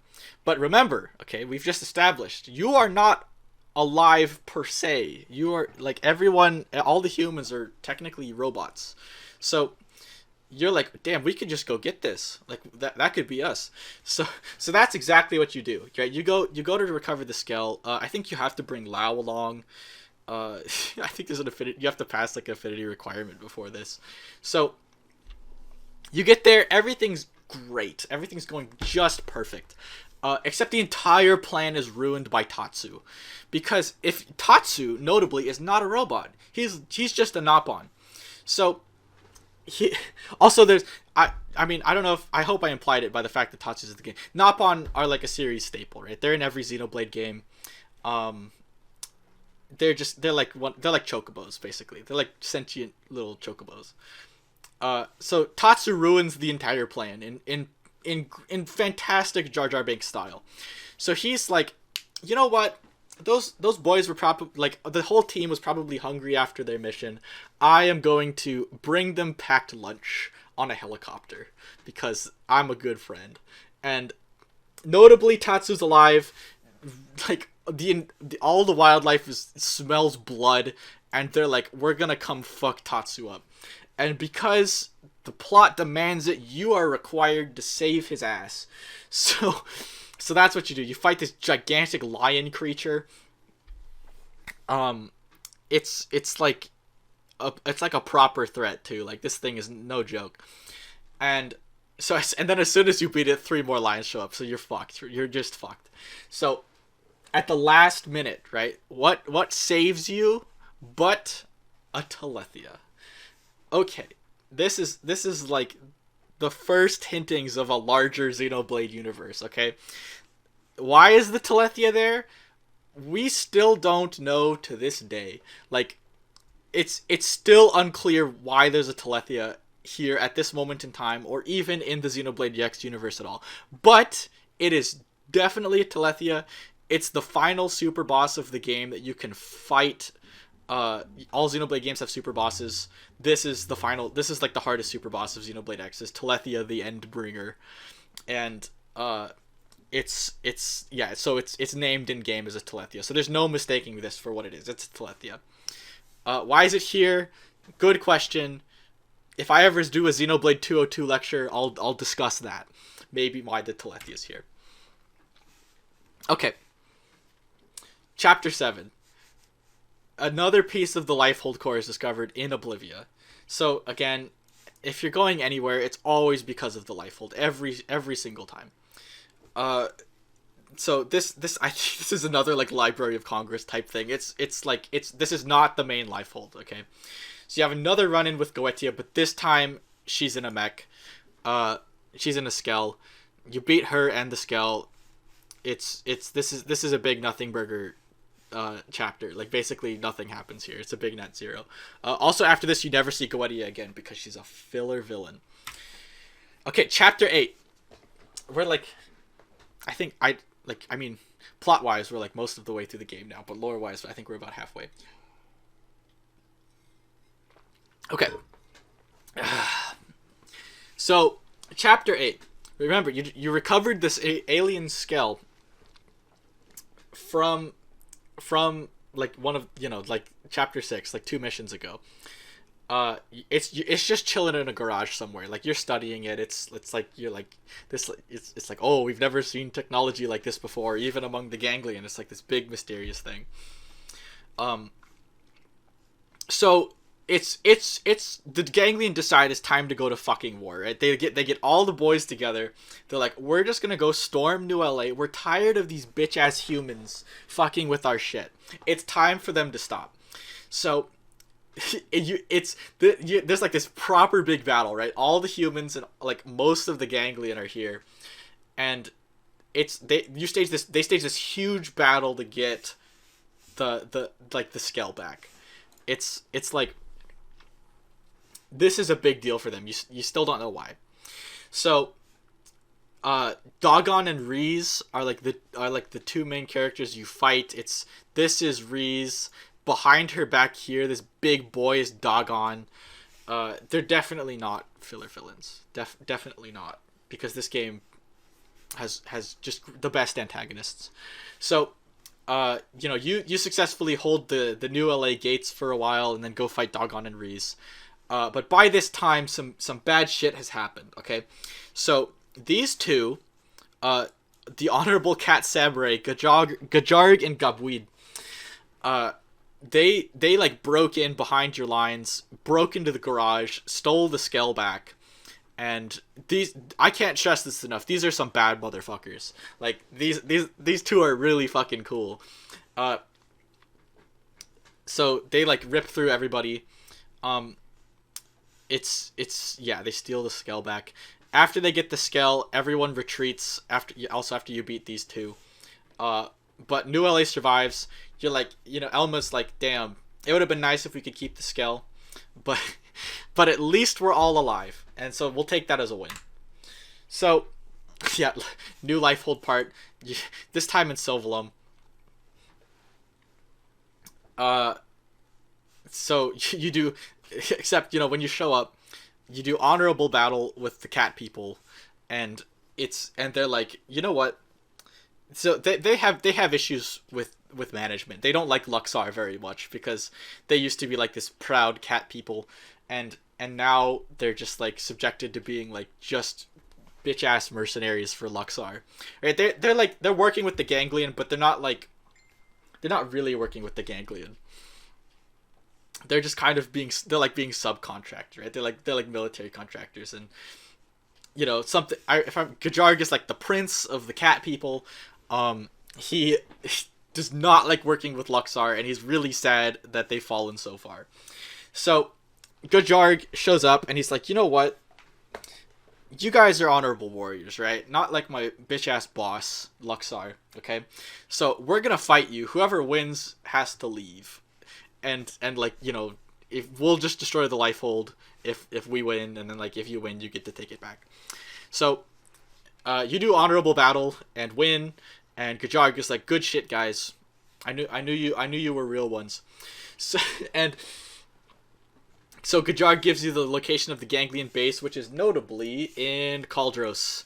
This fiery hellhole up here.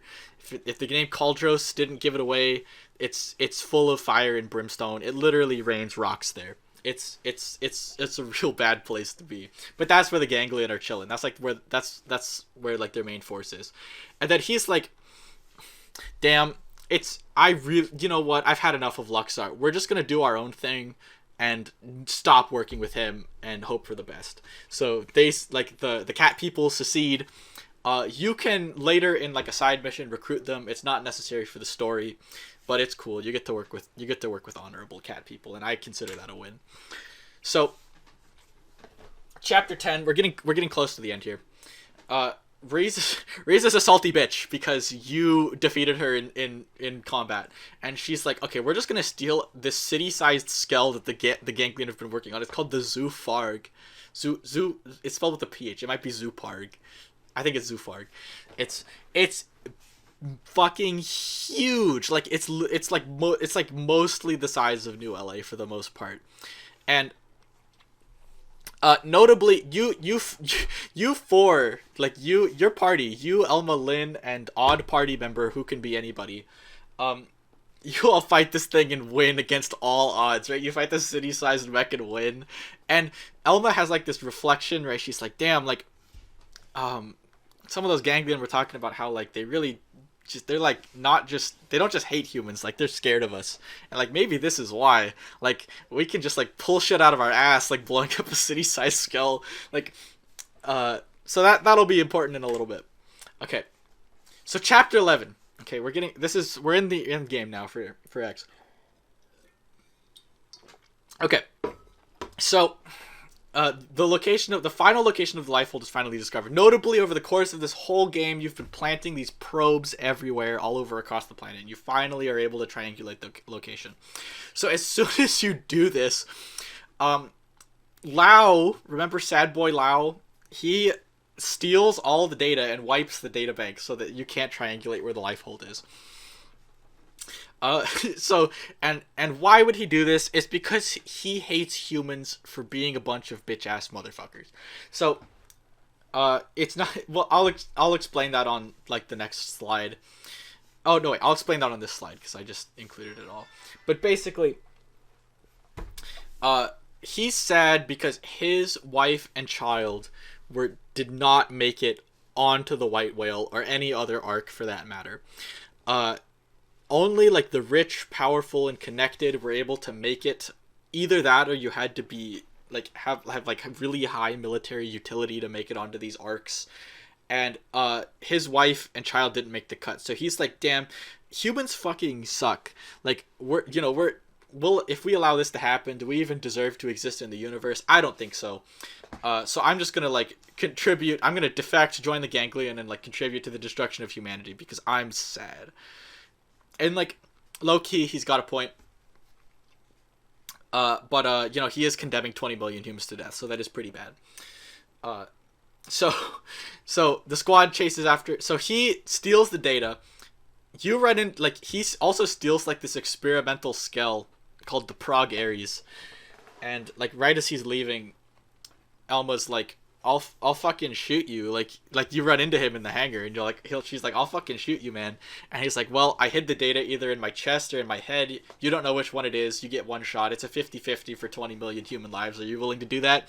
And she's like, nah, we'll just chase you down later. So that's exactly what you do. You chase him down in Caldros. You fight him in the Prague Ares. You beat him, and he's like, has a little bit of a change of heart, gives you the data.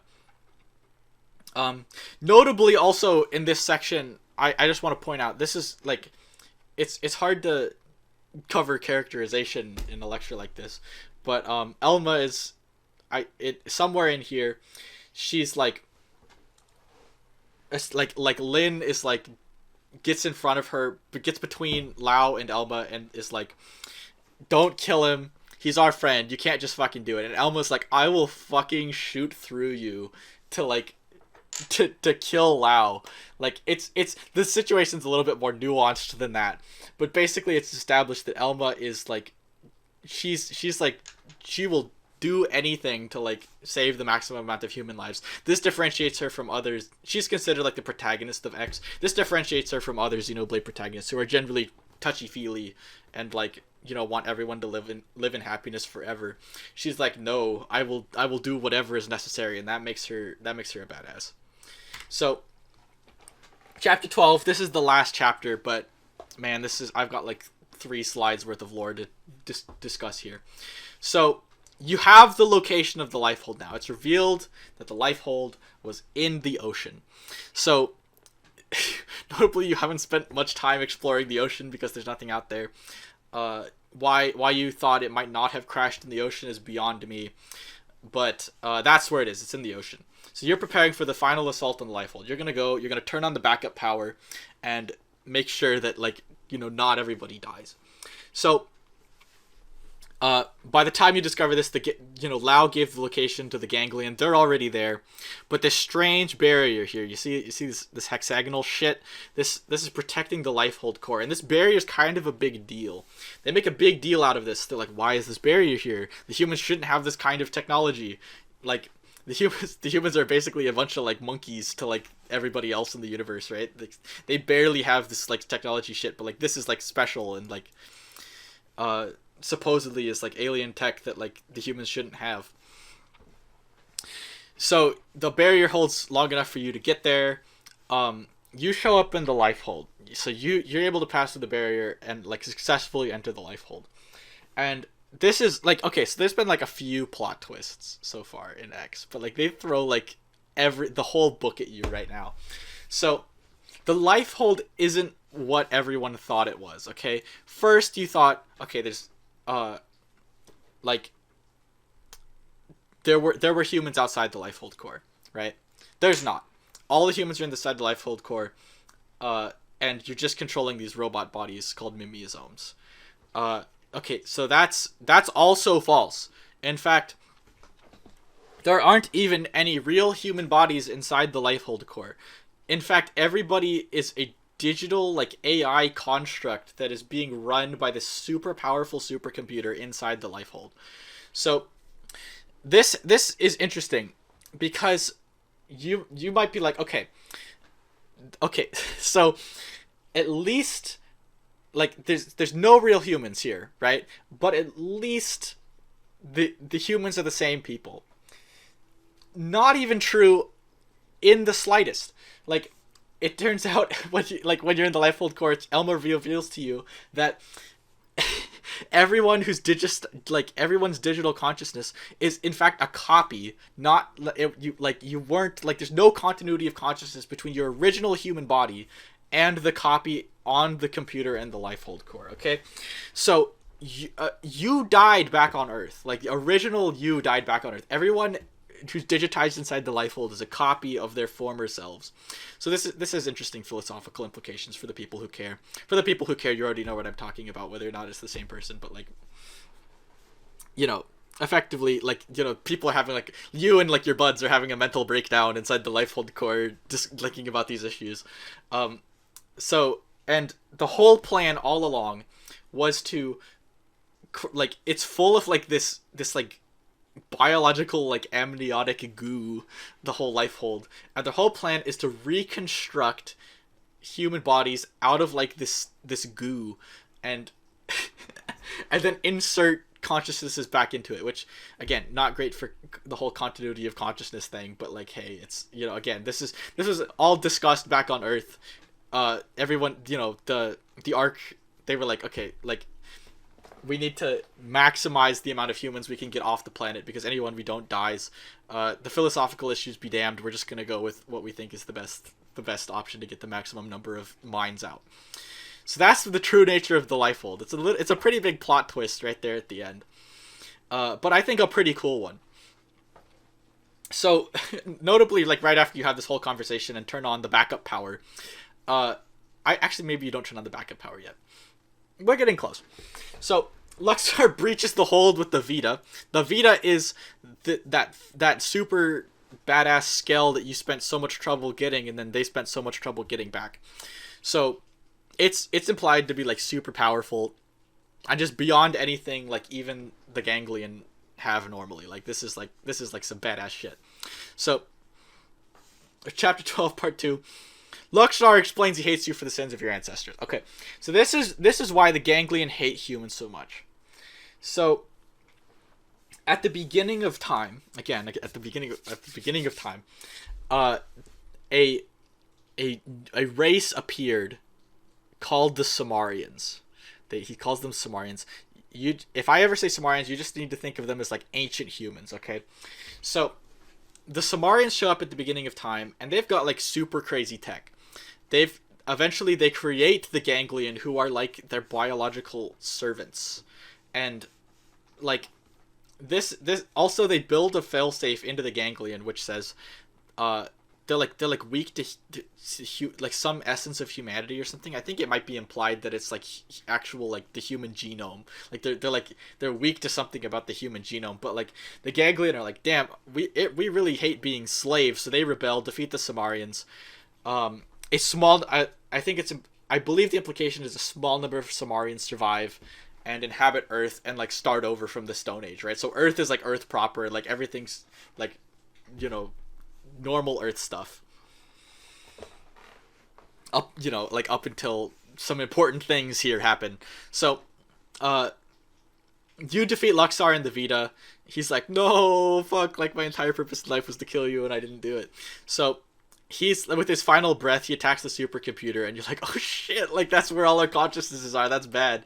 And, but before you can finish him off, Lao shows up and finished him off, right? Lao had a change of heart. He's like, maybe humans aren't so bad after all. But Lao, Luxar, and the Vita all fall into the pool, right? Into this amniotic fluid pool, and it mutates the fuck out of all of them, right? They like the combined whole assembly turns into this Resident Evil monster. And this is like this is the final boss of the game. Right? You gotta defeat Resident Evil monster. Like it's like Lao's like the primary consciousness in here. I think the thing is even called Lao, but he doesn't have any control over his body. And so you defeat Lao. It's like really sad.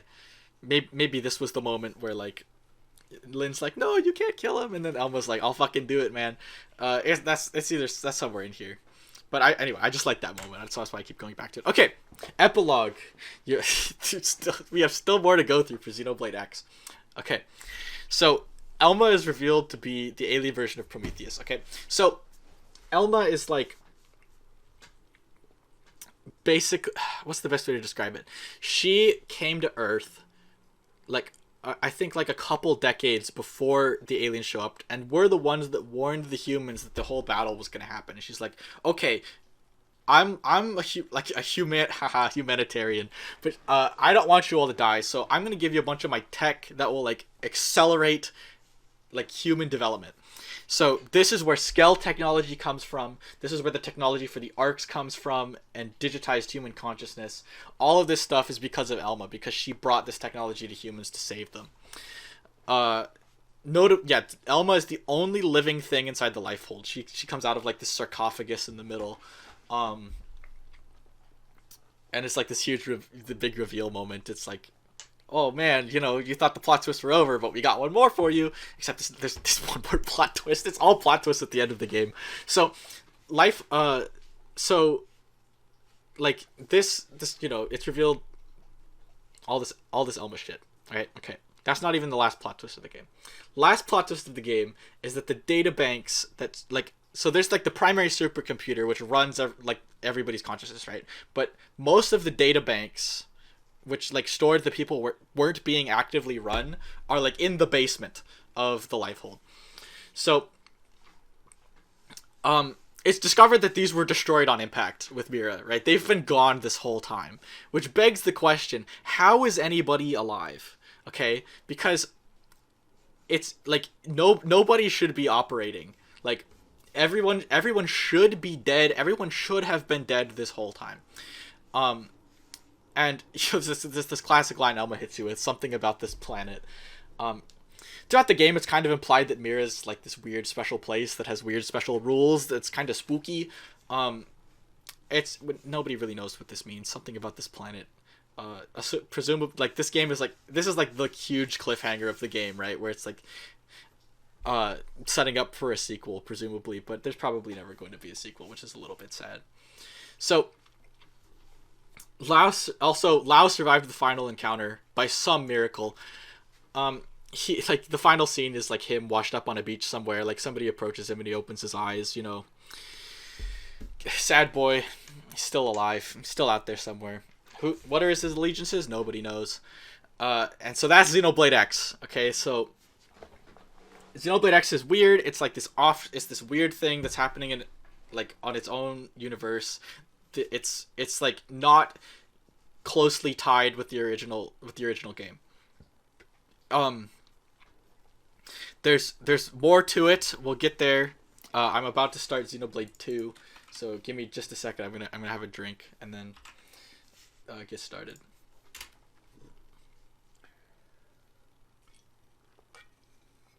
All right. I'm actually gonna start with Torna, so which is like the side kind of. It's technically a prequel, but it was released in tandem with Xenoblade 2. I'll get into here. Let me get into the background. Just start off. So, Xenoblade 2 main game proper was released in 2017. Torna was released in 2018. Notably, this is only 2 years after Xenoblade X released. The development cycle for this game was not super long, especially considering the general ambition of Xenoblade games. So, Xenoblade 2 for sure had the shortest dev cycle. And this is compounded by the fact that, okay, so remember how Xenoblade X was heralded for its incredibly huge and, like, ambitious world, especially on a Wii U, which was, like, not the most powerful console, even, like, at the time. Like, I believe, yeah, it was, like, more powerful than a PS3, but, like, less than a PS4. Like, the fact that they were able to pull that game off on a Wii U is really impressive. So, because of this, presumably, a large number of the Monolith Soft developers, which worked on Xenoblade X, were contracted away to work on Breath of the Wild. Okay, so if you like Breath of the Wild, if you think the main thing about Breath of the Wild that's good is the exploration and just running around and the verticality of the world and all that, you can thank Monolith Soft for that. They did it first. Low key, I think they did it better in X than they did in Breath of the Wild. So if you like Breath of the Wild, thank Monolith Soft. Notably, this only left about 40 people working on Xenoblade 2 for the majority of its development, which is not many. If you like, Xenoblade 2 made by 40 people, an incredible feat. Like, the amount of game that they were able to put out was impressive. But like, the consequence of this is that Xenoblade 2 was split up into 2 games, kind of. It's Xenoblade 2 2017, Torna 2018. Together they form like a cohesive story. My opinion is that if you're playing either, you're only getting kind of half a game. Torna provides a lot of really good context for 2 that I consider essential. So Xenoblade 2 also notably praised for modernizing Xenoblade. It includes a lot of mechanics which are, like, you know, popular in mobile games these days. It's like it's frequently, like, memed to be a gacha game because you have to, like, collect core crystals to summon blades. All of that I'll explain in just a second. And also there's, like, a timer thing where you have to send people away, and it's like on an hour, you know, it's like an hour timer, and they'll be back and they'll have loot, which is very mobile gamey. So it also streamlined a lot of, like, the really harder JRPG mechanics from the last 2 games. Notably, okay, Xenoblade 1, pretty streamlined RPG, not too hard to get around, but there's, like, the whole, like, affinity chart system, and, like, a lot of stuff was a little bit hard to decipher if you didn't know what you're doing. Xenoblade X is a fucking mess of systems. Like, there's so much you have to keep track of at all times. It's like MMO levels of complicated, maybe even more than some MMOs. 2 is a lot more simple. You've got gear, you've got stats. gear, some gear can affect stats. You've got levels. It's much easier to handle. I think that's a good direction for the franchise. If they want to, if the main feature of these games is the story, you don't want to put barriers in people's way to complete it. Which notably, X put a lot of barriers in your way to complete the story. Okay, so some general world building for Xenoblade Chronicles 2. Like I said, I'm going to be covering Torna first, but this is just general world building for the whole franchise. Well, not the franchise, just like this game pair. So, all the societies that exist in the game exist on the backs of interiors in these huge animals called Titans. They're huge. The societies are called nations. They're really more of city-states. Most Titans only hold like one or two settlements, one of which is bigger than the other. So the entire world is comprised of these city-states which exist inside Titans. This is kind of a throwback to 1, like, with the Titans and everything, except those were like two big boys and were like huge. These Titans are a little bit smaller. So, Titans wade and swim through this thing called the Cloud Sea. For all intents and purposes, the Cloud Sea is water, except it's made of clouds. It has like the density and like viscosity of water, but it's made of clouds. It's it's just supposed to be cool. And then all Titans circle around this thing called the World Tree. They all like, they kind of circle around it. That's just kind of the general path they take. There's really not any reason for this. It's just kind of what they do. It's like the World Tree is supposed to be in this important place. It's not important for now. It will be very important later. So humans bond with these sentient weapon person hybrids called blades. Blades come from these things called core crystals. If you have like a special affinity, you can resonate with these core crystals and summon the blade. The blade again is both a person and a weapon at the same time.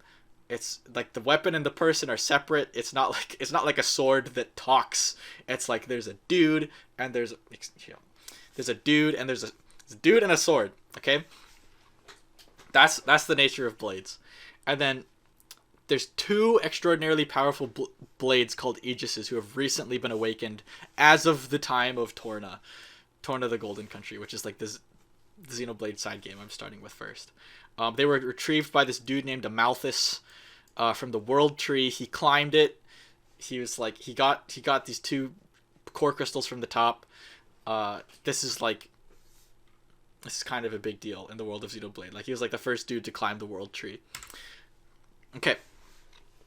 So introduction for Torna the Golden Country. That's what I've abbreviated to TGC. So first character we need to know is Malos. Okay.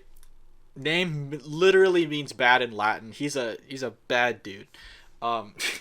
He's notably, you know how I said Tetsuya Nomura would be kind of important, the Kingdom Hearts guy.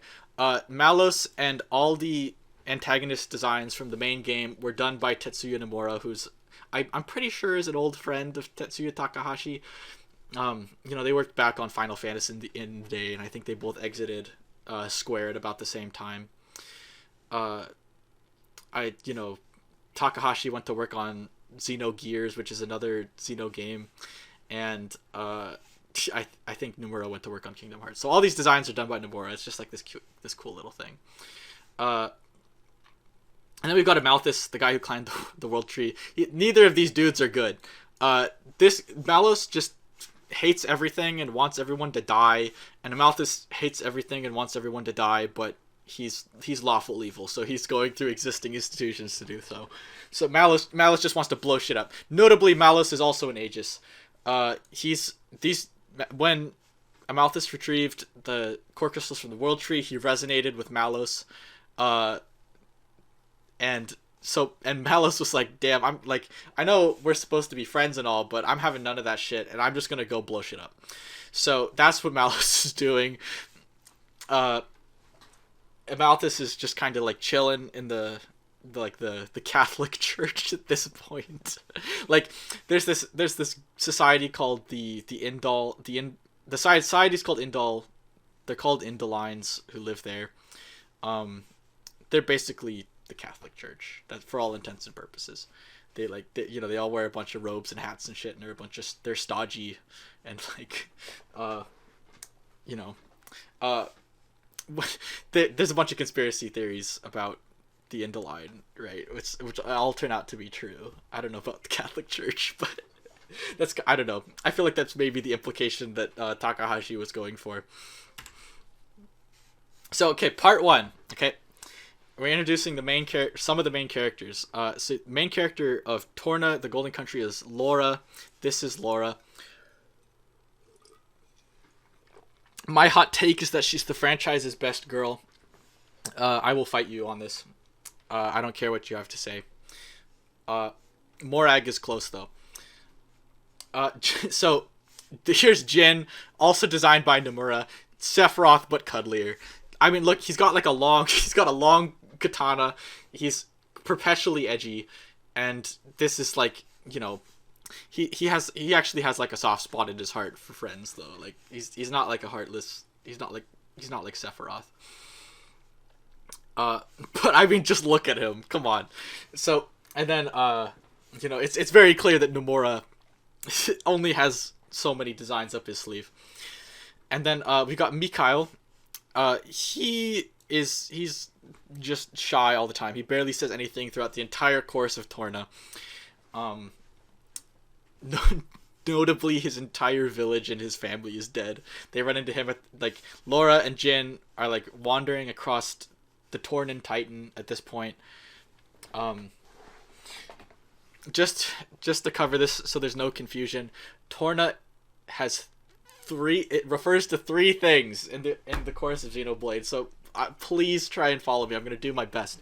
First, it refers to the game Torna the Golden Country, the prequel to Xenoblade 2. Okay. Second, it refers to the Titan and the nation upon it's the nation which exists upon the Tornan Titan, right? So Torna is a nation in the world of Xenoblade.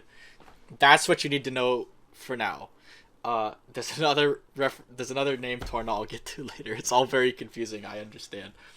So at this point, Laura and Jin, their whole thing is to looking for Laura's mother. They don't know where she is. They're trying to find her. Laura's bound to another blade named Hayes. They sent her ahead to look, but on the way they find Mikhail. And they're like, man, it really sucks that everyone you know is dead. Why don't you travel with us for a while? And Mikhail's like, sure, mate. So, part two. Okay, we've got Adam. This is Adam. He's fourth in line for the Tornan throne.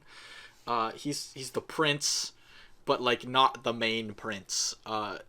It's revealed later that he's not of pure Tornan birth. He's like a bastard child, and this is why he's not in charge of stuff. But he's a total Chad. Everything about this guy is awesome. He's good to his subjects. Everyone flourishes. He's a great military tactician. Everyone loves him. He's just the best. And we've got Mithra. Okay, Mithra is the other Aegis who was taken from the World Tree. This is the other one. So remember, Amalthus is a evil motherfucker, but he's also conniving, right? So he says, oh, Malos out there, he's blowing everything up. We can't have that. So we're going to have the best dude we know, who's Adam. We're going to have him resonate with the other Aegis Corps in an attempt to defeat Malos. So the result of that is Mithra. Her name in Japanese is Hikari, which translates to light. It's that's her main power, right? She's has light rays and shit and shoots laser beams and she's really a loose cannon.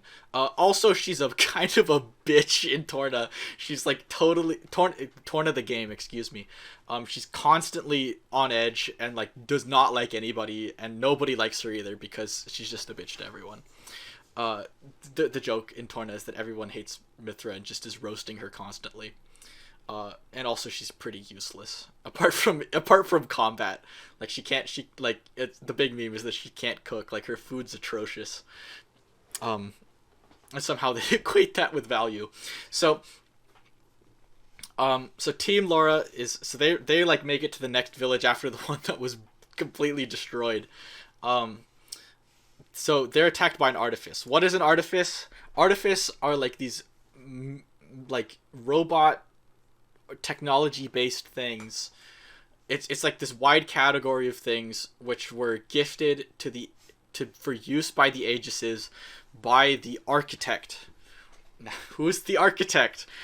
The architect is like the god of the Xenoblade 2 universe, supposedly. Nobody knows really if he actually exists at this point. Um, but basically he's like, he's like, Aegises, you're like my main, you're like my main children. You get like this like special this special technology, which is like unlike anything anyone else has over the course of the game. So that's where they think the artifices come from, right? So they're attacked by one of Malos's artifices the next village over and get in this big fight with it and beat it. But over the course of this, Team Adam shows up, right? Which is at this point is just Adam and Mithra.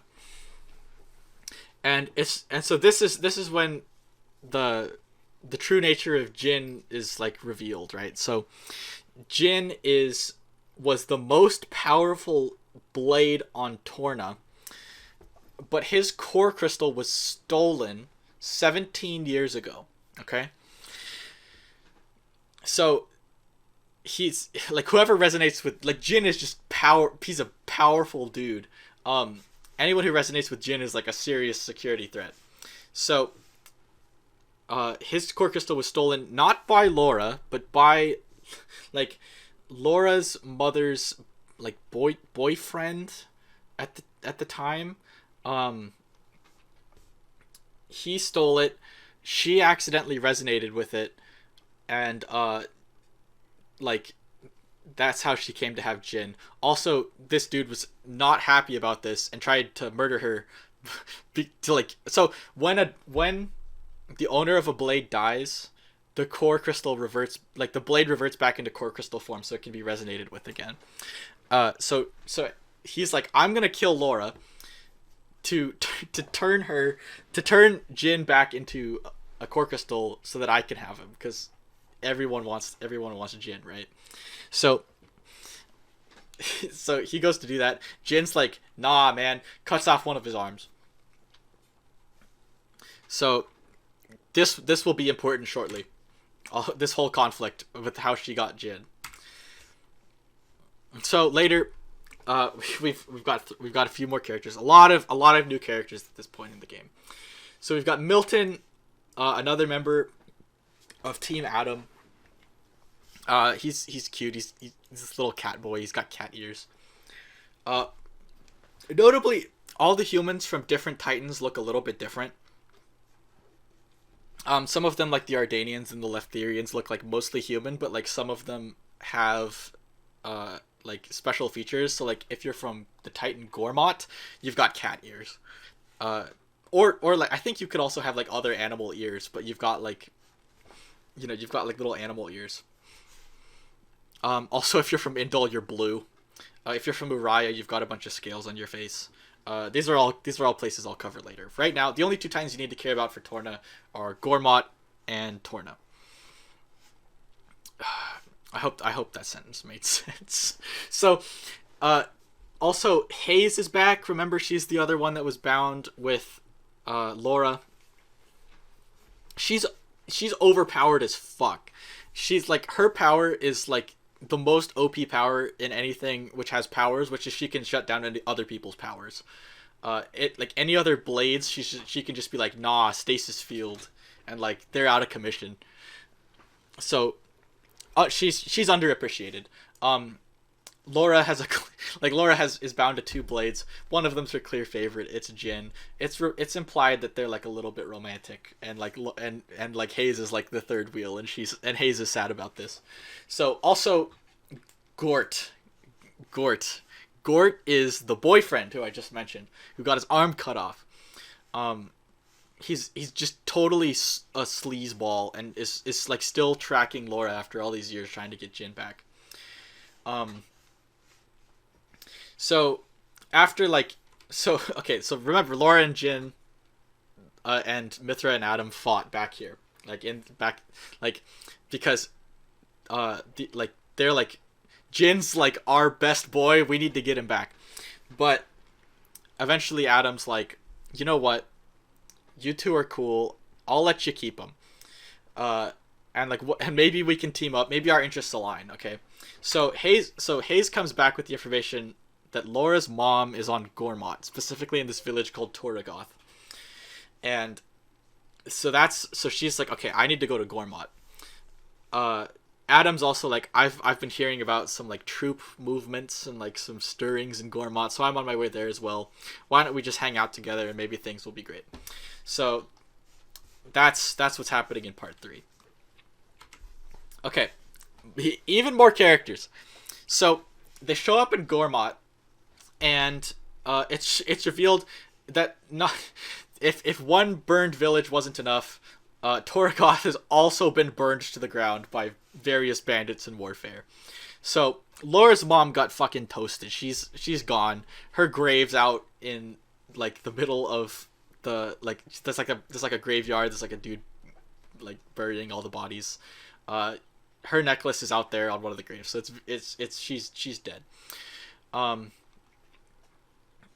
Also, let's see, on the way there, there's this fight what happens with these new characters. Okay, so we've got Hugo. He's the emperor of a titan called Mor Ardain, which you don't see, but they're basically like fantasy Germany. The Ardanians are a bunch of cool dudes. Like we like the Ardanians. Also, he's totally like I think the character from Fire Emblem Heroes is Alphonse. He looks exactly like Alphonse. If I'm getting that right, he's got like this like dark blue hair and like the sword and everything. He's bound into 2 blades. Okay, so like the first one's Brigid. She's a fire blade. She's got like these 2 whip swords, which are like I hate to break it to all the Fire Emblem fans, Fire Emblem Three Houses fans, but Xenoblade did it first. The whole whip sword thing. Brigid's got 2 of them. She's also, all blades have elements. She's a fire blade. Okay, so like Mithra's a light blade, Jin's an ice blade, Hayes is a Bloodborne did it first, dude. Okay, sure, Bloodborne did it just for Nintendo. Xenoblade did it first. So also there's a Gion. He's a water blade. He has no personality whatsoever. Nobody cares about a Gion, but he's like the other one. These are 2 like royal blades. They get bound to whoever the emperor is, so they're kind of like this pair, and they get bound to Hugo. So they get it. Brigid is like ahead of the whole thing. She's like so powerful. She can like go off and do her own thing. Usually blades have to stick around whoever their owner is. The owner's called a driver, right? It's drivers and blades are like this little like dyad thing going on in Xenoblade 2. So Brigid and Mithra get into a fight. It's broken up by Hayes. Hayes is like, stasis field, stop fighting. Notably, Adam didn't want this to happen, but like Mithra and Brigid are both kind of hotheads and just wanted to like fuck shit up. Mostly each other, and that's everything is resolved. It's all good. Everyone is finally getting along. Okay, yeah. So the royalty makes amends. So, like, it's Hugo and Adam have like similar interests. They're like, man, all this war shit's bad. By the way, there's like in the background of Torna, there's like this war going on between like a few nations.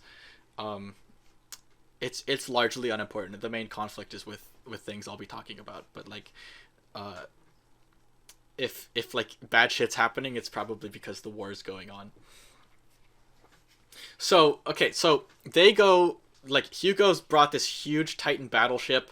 It's like not the size of like one of these like city-state sized Titans, but it's like pretty big. So Adam and Hugo go back there to like discuss royalty shit, and Jin and Laura are staying behind to like tend to the grave of Laura's mom because she's obviously sad her mom's dead. So, this is a typo. So Gort makes his move finally. He's followed him all the way here. He's like, I'm gonna get Jin back. So this time Jin cuts off both his arms. So now he's just got no arms. He had let me go back. He had a mechanical arm before. Now he has no arms. And he just like runs away because he's like, damn, I got no arms now. And he like face plants in the grass and gets picked up by a bunch of Indoline monks. Remember, that's like the people Amalthus is a part of. They're all blue and shit. The Catholic Church, that's these guys. So eventually all teams reunite and head to Aletta, which is like this. It's like this little settlement on Torna. It's where it's what Adam's in charge of. Like I think he's in charge of the Aletta region on Torna. The Tornan Titan. So anyway, the whole drama with Laura's mom has been resolved. Like her primary goals from the start of the story is all done. So now she's like, I'm gonna hang out with Adam. Remember at this time, like Malos. Did I say this at the start? Malos blew up an entire fucking Titan at the start of the game. Like he's like this is a big deal. Like presumably thousands of people died, and he just has like Aegises are stupidly powerful. He can just destroy Titans. So anyway, so their goal now is to make it to the capital of Torna. Like the group's goal is to make it to the capital of Torna to have an audience with the king and like figure out what to do next. So on the way there, they run into Minoth. He's just like, he's a cool guy. He'll be important along the way, but for now he's just like he's notably also bound to Amalthus, but he's what's known as a flesh eater, which I'll talk about later. So he can like kind of do whatever he wants, and like also like normally blades can only like give their weapon to their drivers, but he can give his weapons to anybody. Mithra sucks at cooking. She makes an attempt and it like low-key poisons everybody. There's like some cute personable shit here that I'm just going to skip over because I've already been at this for like almost 2.5 hours, and I don't want this to be like 4 hours long. So even though it's low-key, it might be about 4 hours. So the teams make for Oresco, which is the capital, but are held up by the wildlife. Minoth saves them. Minoth joins Team Adam. So we've got the full roster now. We've got Adam with Mithra and Minoth. We've got Laura with Hayes and Jin. We've got Hugo with Brigid and Aegeon. This is like the full team. Like these are the main characters you need to know. Also, Milton and Mikhail are like chilling. Like they're hanging out. They don't participate in combat or anything, but they're following the party around like a bunch of squires or something. So at a pit stop like halfway between Oresco and Aletta, Jin discovers a diary he wrote in his past life. This is important. Jin is like an angsty motherfucker in any life, and he's like, damn, I can't believe blades were like destined to die and like live new lives, and like what implications does that have for like the continuity of personality and all this stuff, you know? Jin's a real philosopher. So he wrote this diary. It details like this secret process to incorporate human cells into your body as a blade, which will allow you to like live forever, basically. This is what a flesh eater is. This is what Minoth is. Minoth Minoth as a flesh eater sucks. Like the whole process with him was experimental. He's not gonna live forever. But if it goes well, damn, you get some powerful shit. Like you basically get superpowers if you become a flesh eater. That's why this is like a lost art and is like totally forbidden. But Jin wrote it down in his notebook because he thought there was a chance that one day he might find the exact location where he stowed it away. Notably, Gord is being experimented on back in Indal. I'll discuss exactly what's happening there later, just because it would be a lot to go through right now. Um, so everyone makes it to Oresco and have an audience with the king. Notably, first in line Prince Boy. Remember, Adam's fourth in line. First in line Prince Boy sucks ass, and we hate him. He's basically just complains and is whiny, and like he's got like this chip on his shoulder because the king likes Adam more, because Adam's like an objectively better person in every regard, and so Torna Prince Man is salty. So that'll be important in like an hour. So Malos arrives to Oresco with artifices in tow. Okay, so like this is like the first like proper open combat with Malos in this part of the game. Okay, like this is like the first time you see him proper. Malos fights everybody. His whole goal with all of this was to steal the Tornan Titan's seal. What is the Titan seal? Basically, the Tornan Titan is itself a super weapon. It's this dragon looking thing, and it can just like shoot like huge laser beams out of its mouth, and like also can destroy entire titans. It's kind of badass. So the seal is like, the Tornans were like, they used to be like this conquering nation, and they were like, one day they're like, what if we hung that up and like didn't try and kill everybody? So that's the whole point with the Titan seal, right? He's like, if he steals the seal, he can activate the Titan and like use it to blow up other Titans. So Malos succeeds. He steals the Titan seal, and he's like, I'm gonna go hang out in the core of the Titan, and I'll just wait for you there to come get me, because reasons, you know. His diabolical plan comes second to the gameplay restrictions. So also notably, this dragon unicorn thing named Deserta shows up. That's this thing. He's kind of like sage and old and wise, and reveals the life cycle of Titans. So this is this whole complex thing, right? Everything about Xenoblade 2's world is interconnected.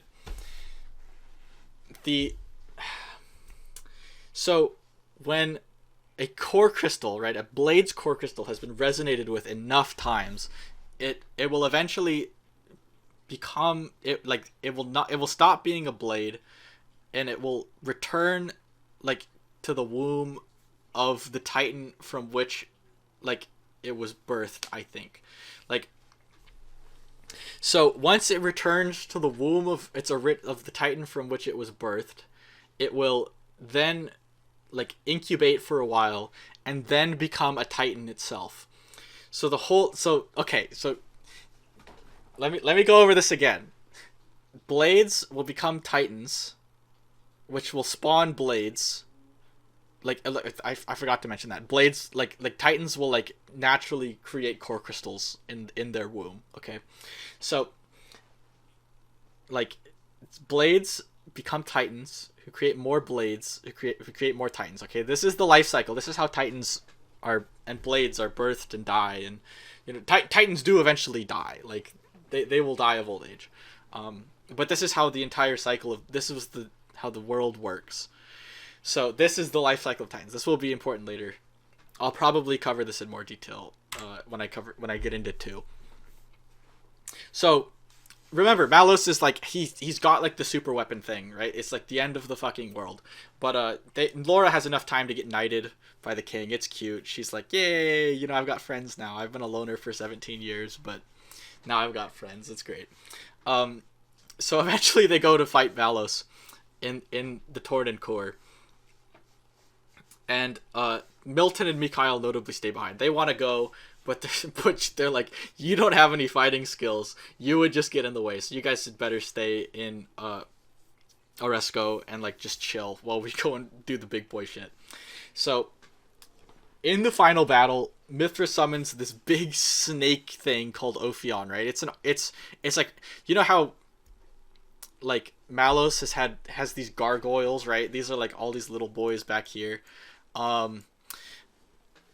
like he's got a bunch of those. Mithra just has Ophion, which is this big snake. It's lots of laser beams in Xenoblade 2. It shoots laser beams out of its mouth. So she summons Ophion. It's defeated and falls into the Cloud Sea. It's kind of a sad moment, except Ophion was never mentioned before this.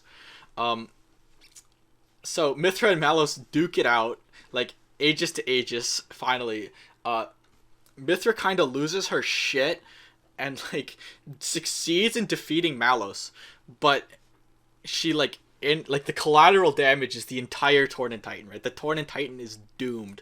It's gonna fall into the Cloud Sea. It's time for everyone to evacuate.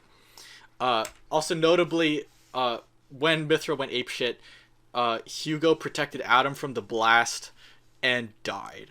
Okay, so what does this mean? It means Bridget and Aegeon go back to being core crystals. Will presumably be passed down the Imperial line, the more Ardanian Imperial line. Also, a reasonable number of the Torna Titan citizens managed to evacuate, but Milton is dead.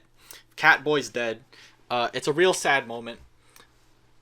He was, to be quite honest, he wasn't really around long enough for like to care about him really. But hey, it's like a main character moment for Mithra. Okay, so Mithra has this breakdown, seeing the carnage she has caused. She has like a total mental breakdown and creates a new persona named Pyra. Okay, Pyra is like effectively just like an entirely different personality. Mithra's a hothead. She's like just gung ho about everything.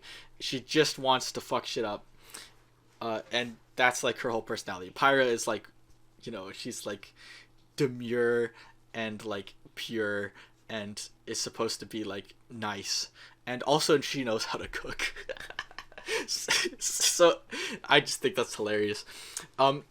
So Adam, having witnessed all of this carnage and the destruction of his home, he's like, okay, this Aegis shit is too powerful for mere mortals to be working with.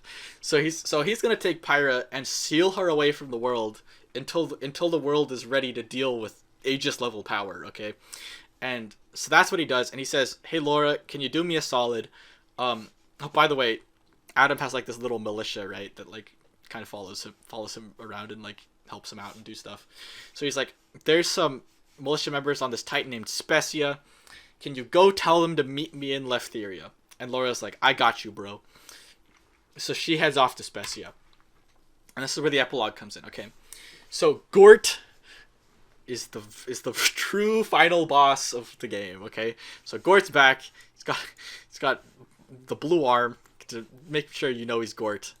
Probably hard to see, but there's his face in there inside this horrible beast-looking motherfucker.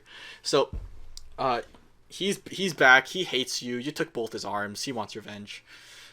His entire life at this point is just a vendetta against Laura. So like you defeat him, Laura and Jin defeat him, and it's like, okay, fine, okay, shit's finally okay. Except it's not. Afterwards, Indal, right, the Catholics attack the Specia, which is the Titan Laura and Jin are on. Laura is fatally wounded. Okay, she is dying. It's over. Like they're chilling in a cave. She's like doing the last breath thing, and Jin is like, "Damn, remember that flesh eater thing I learned in that book? Wouldn't it be really cool if I just like took your heart and like put it in me so I could live forever?" And it's like it's not framed that way. It's framed as like, "Damn, I can't believe I'm losing you. I'll forget who you are." It's like the saddest thing, It's implied that they're like kind of romancing each other. So Jin performs the flesh eater ritual, like absorbs her heart, and she's dead. But like Jin will like live forever with the memories of Laura, right? That's like that's his whole thing. He's saying, "I don't want to forget you and our time I spent together." So Jin will remember. And also Amalthus completes a coup back on Indal. Amalthus was not the big man on the Indal campus. He was just kind of a dude, and over the course of the game, he's been like putting the wheels in motion to like become big boss man. So like the praetor dies, like, and like I think he's poisoned, and like Amalthus is the one that takes his place. So Amalthus is in charge of Indal now. Amalthus is the Pope. So that's the end of Torna. Okay, I'm gonna go use the bathroom again. I'll be right back, and then we'll get into 2. And this is like the last game. We'll finally finish up. Okay. Okay. We're in the end game now. Let's. we're getting close. It's just gonna finally start coming together. Okay, Xenoblade Chronicles 2, Chapter 1. So this main character of Xenoblade 2 is this kid named Rex. Okay, Rex is a salvager. He's like, I don't know, like 14 or 15. He's not as old as Shulk. Right, Shulk is like a little bit older, a little bit more mature. Rex is very much like a boy. Like, he's like very much got like a boy mindset too. Like Shulk's a little bit more cynical. Rex is very, very naive, and that's important to his character. We've got Pyra, who was introduced at the end of Torna. Again, demure, good at cooking. Basically, the ongoing theory, right, about like why Pyra is the way she is she's everything that like Mithra wanted to be because of the complexes she got from Torna. Okay, so like Pyra is like significantly underpowered compared to Mithra. Like Pyra is a fire blade and not a light blade. The explanation is that like Pyra uses like the residual energy from like Mithra's power to like summon fire instead of like just hitting you with like straight up laser beams. Also Nia, I'll explain her in just a sec. So Rex is like chillin' at the start of the game. Notably, he's hanging. Remember Azurda, that unicorn dragon dude. Azurda has survived this whole time. Rex is living on his back. Rex is a salvager. He like digs up wrecks and stuff to sell. He's a good kid. He's his whole thing is like he sends most of the money back to his like foster mom back home. So he's a good kid despite making a bunch of stupid ass decisions over the course of this game. So he gets hired for a special salvage job. The reason for this is he's a Leftherian, okay? So notably, Adam was also a Leftherian, right? Their trademark is they've got these golden eyes, okay? That's like their trademark. If you're from Leftheria, you've got these golden eyes. And also there's some returning characters, okay? Notably, the people who contracted Rex for this job, it's Jin and Malos and Nia. Okay, you might remember Jin and Malos don't like each other very much. Also, Malos is supposed to be dead. But they're the ones who hire him for this job. Okay, what are they going to get? They're going to get Pyra. Okay, Pyra was, remember, she was locked. Adam locked her away from the world to spare the world from the Aegis's power at the end of Torna. Like the restriction that he placed, because I don't know, maybe he likes his home, I guess. The restriction he placed is that the door can only be opened by like native Leftherians. So that's why they need Rex. He's got the gold eyes. He can open this special door in like the ship. Like Adam took like a Tornan battleship, like just shoved Pyra inside of it in like a stasis pod and then sunk it to the bottom of the ocean. So Malos and Jin have located this. They need Rex to open the door which contains Pyra. The necessity of Rex for the situation becomes questionable as this game unfolds. But hey, that's like the central conflict, right? At this point, is they need Rex to do this. Like Rex gets curious. Like all he's supposed to do is be there to open the door.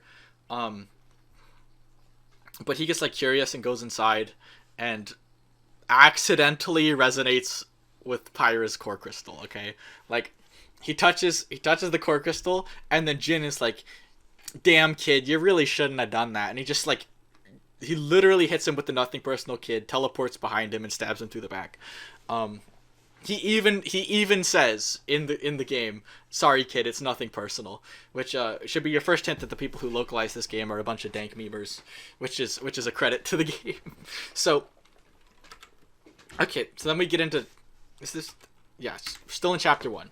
Okay, so after getting thoroughly executed, Rex is like in this like dream space with Pyra, and Pyra's like, "I can bring you back to life, but you gotta take me to the World Tree." Okay, remember the World Tree? It's the place that all the Titans revolve around. It's important. She wants to go to the World Tree, specifically Elysium, which is this place at the top. The place where they are, like this dreamscape right now, is like supposed to be Elysium. It's like full of this green grass and trees and everything. It's super nice. It's supposed to be. It's like basically supposed to be heaven. And she wants to go to, and Pyra wants to go to Elysium, and Rex is like, "I'll fucking take you there. Let's go." Like that's his main motivation, not being brought back to life. So after all this, right? So Rex gets imbued with half her core crystal, so he's got this X on his chest. Okay. Notably, here, let me see. I don't know if you can see this, how big this is on camera. Here, I'm just gonna blow up this up real big. This necklace I'm wearing right now, this is the shape of an Aegis core crystal. Okay, like Rex has an X cut out of this. Pyra has the rest. So, let's see. So after all this happens, battle ensues with Jin and Malos. They like make it. They successful, like Nia this whole time, who I forgot to talk about. She's just like this sassy Welsh Celt girl who's working with Jin and Malos. It's kind of unclear as to why, but she's like, "Damn, he was just a kid, man. You didn't have to kill him like that." And Jin's like, "I do what's necessary," because he's Jin and he's a cold motherfucker. So Nia is like, "Okay, you killed him last time. You can't kill him again this time." So she's trying to stop this whole fight from going down. Eventually, Gramps shows up. They took like a special ship there, like to this location, which was Gramps was not along for the ride, and so these. Okay, also Dromark is Nia's main blade. He's like this. He's a talking tiger. And he's like sage and butlery and really great, but he's not super important to the plot, so I'm just gonna mention him here and then never mention him again probably. So Rex, Pyra, and Nia and Dromark all escape on Gramps, and it's like by the skin of their teeth. Like Gramps is like seriously injured on the way out of there. Okay, so now we get to chapter 2. So this is the first Titan in question. This is Gormott. It's like this. It's this big deer looking thing. It's grassy. It's the grassy Titan. Here, let me move this up a little bit. So, we've got some new characters, but we'll get there in a second. So, Gramps like just straight up crash lands on not Torna, excuse me. He crash lands on Gormott and dies. So, he's like, but he's special. Okay, normally when a Titan dies, you don't get to circumvent death, okay? But Gramps is special. He reverts into like a larval state. So he turns into this little boy down here.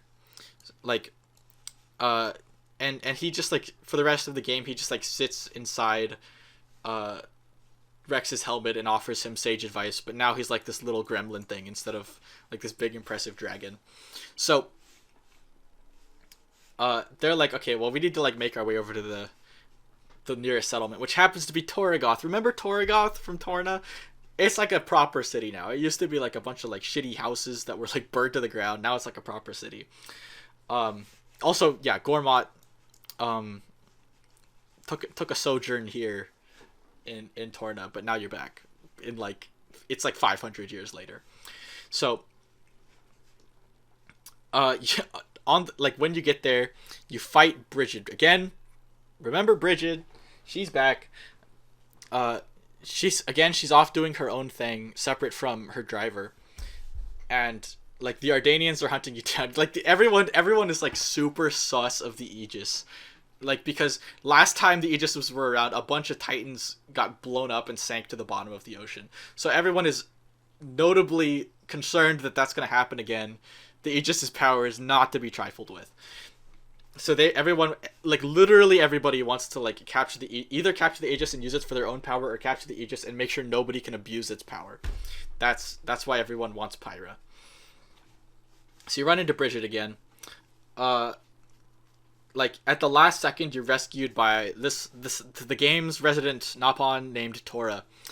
So Torra's like he's like a mechanic. He's like his whole thing is he's been trying to engineer this girl named Poppy, who's the world's first artificial blade. Okay, she's not spawned from a core crystal. Effectively, she's just a robot, but like Torra and Poppy fight in tandem like a normal blade and driver would. So, but effectively just a robot. So also Torra's like a complete degenerate. He designed her to look like a little maid girl. It's implied that her default operation is like maid mode. So like Torra kind of sucks, but at least he's better than Tatsu. Nobody will ever compare to Ricky. Ricky is a comedic genius, and I wish I could have him all the time in every game. So, Poppy is just like a pure ball of wholesomeness and goodness. She's like totally innocent, right? She's like, just trying to learn everything she can about the world because she's a robot. Also enter Morag. Okay, so Morag is Bridget's driver in current year, right? She is her designation for the Mordanian Empire is Special Inquisitor. She is the sister of the sitting emperor.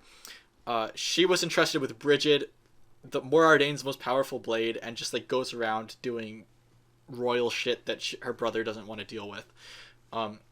This is like, she's not salty about this, by the way. She did not want to be the emperor. She's the oldest sibling, but she's like, I just want to go around and do adventures and shit. I believe she's not allowed to be emperor because she's a woman. But like, again, she's not salty about it. So, again, so they fight with Bridget as soon as they get to Torrigoth. Nia is captured. It's like, we gotta go. Like, Rex is like, well, we owe her. Like, she saved our lives back when we ran in with Jin and Malos. We gotta go get her. So they rescue her successfully, but have a proper battle with Morag, and like the only way they're able to beat her is by like dropping a water tower on her, because Bridget's a fire blade. It like negates her power. That's how they successfully defeat Morag. Okay, and then Morag's like, you know what, boy's not so bad. Maybe we'll let him get away with shit for a while, and we'll just keep tabs on him. Before this, they were like hunting him. She was hunting him down. She was hunting Rex down in earnest. But she's like, we'll lay off just a little bit. Okay, so chapter 3. So you do a bunch of bullshit. You're able to like get a ride to the world tree from like one of Torra's like relatives, I think. He lends you a Titan ship, which will get you there. But things do not go as planned. Okay, so the gang makes it most of the way to the world tree. But their battleship is downed by Ophion. Remember Ophion? Snake-looking thing? Mithra's Artifice from Torna. It's now circling the world tree and will just instantly destroy anyone who gets close. So this is exactly what happens to Rex and crew. They wash up in Uriah, which is another Titan. I think I included a picture of it. Here it is. It's like a whale-looking thing, and notably, instead of being on the Titan, like the civilization that exists here, instead of being on the Titan, it's inside it because it's a whale, right? So, they're confronted by Vandam, who's this dude. He is the widest boy. Okay, just look at him. He has a heart of gold, though. He's in charge of this group called the Garfront Mercenaries. The whole battle with Vandam is this pretense to like see whether or not Rex is actually worthy of, like wielding the Aegis's power, right? Like Vandam's like, I'm just gonna test you to see if you're a real G, and Rex passes the test. Although at first it's framed like he wants to capture Pyra, obviously, because that's what everybody wants. Let's see. Yes, Psyche. It was all a test. Akos, Vandam takes the crew to like the base of the Garfont mercenaries. Okay, and this is like the smaller little encampment inside Uriah. That's not the main capital. So they're chilling. They're talking about life and love and shit, and then Akos arrives to ruin the day. Okay, Akos is real. Like it. Just think of him as like Bayonetta's son. Like that's just what he looks like, and he kind of acts like it too. So again, another design by Tetsuya Nomura. Just good designs all around. He shows up. He's like, "Aha! I'm a member of." Okay. I don't know. I hope I haven't been referring to this whole time. But Third Torna, which I referenced earlier. Okay, Third Torna is an organization in the Xenoblade 2 main game, which is composed of Jin, Malos, and a bunch of other dudes who are salty about what happened during the Aegis War, and like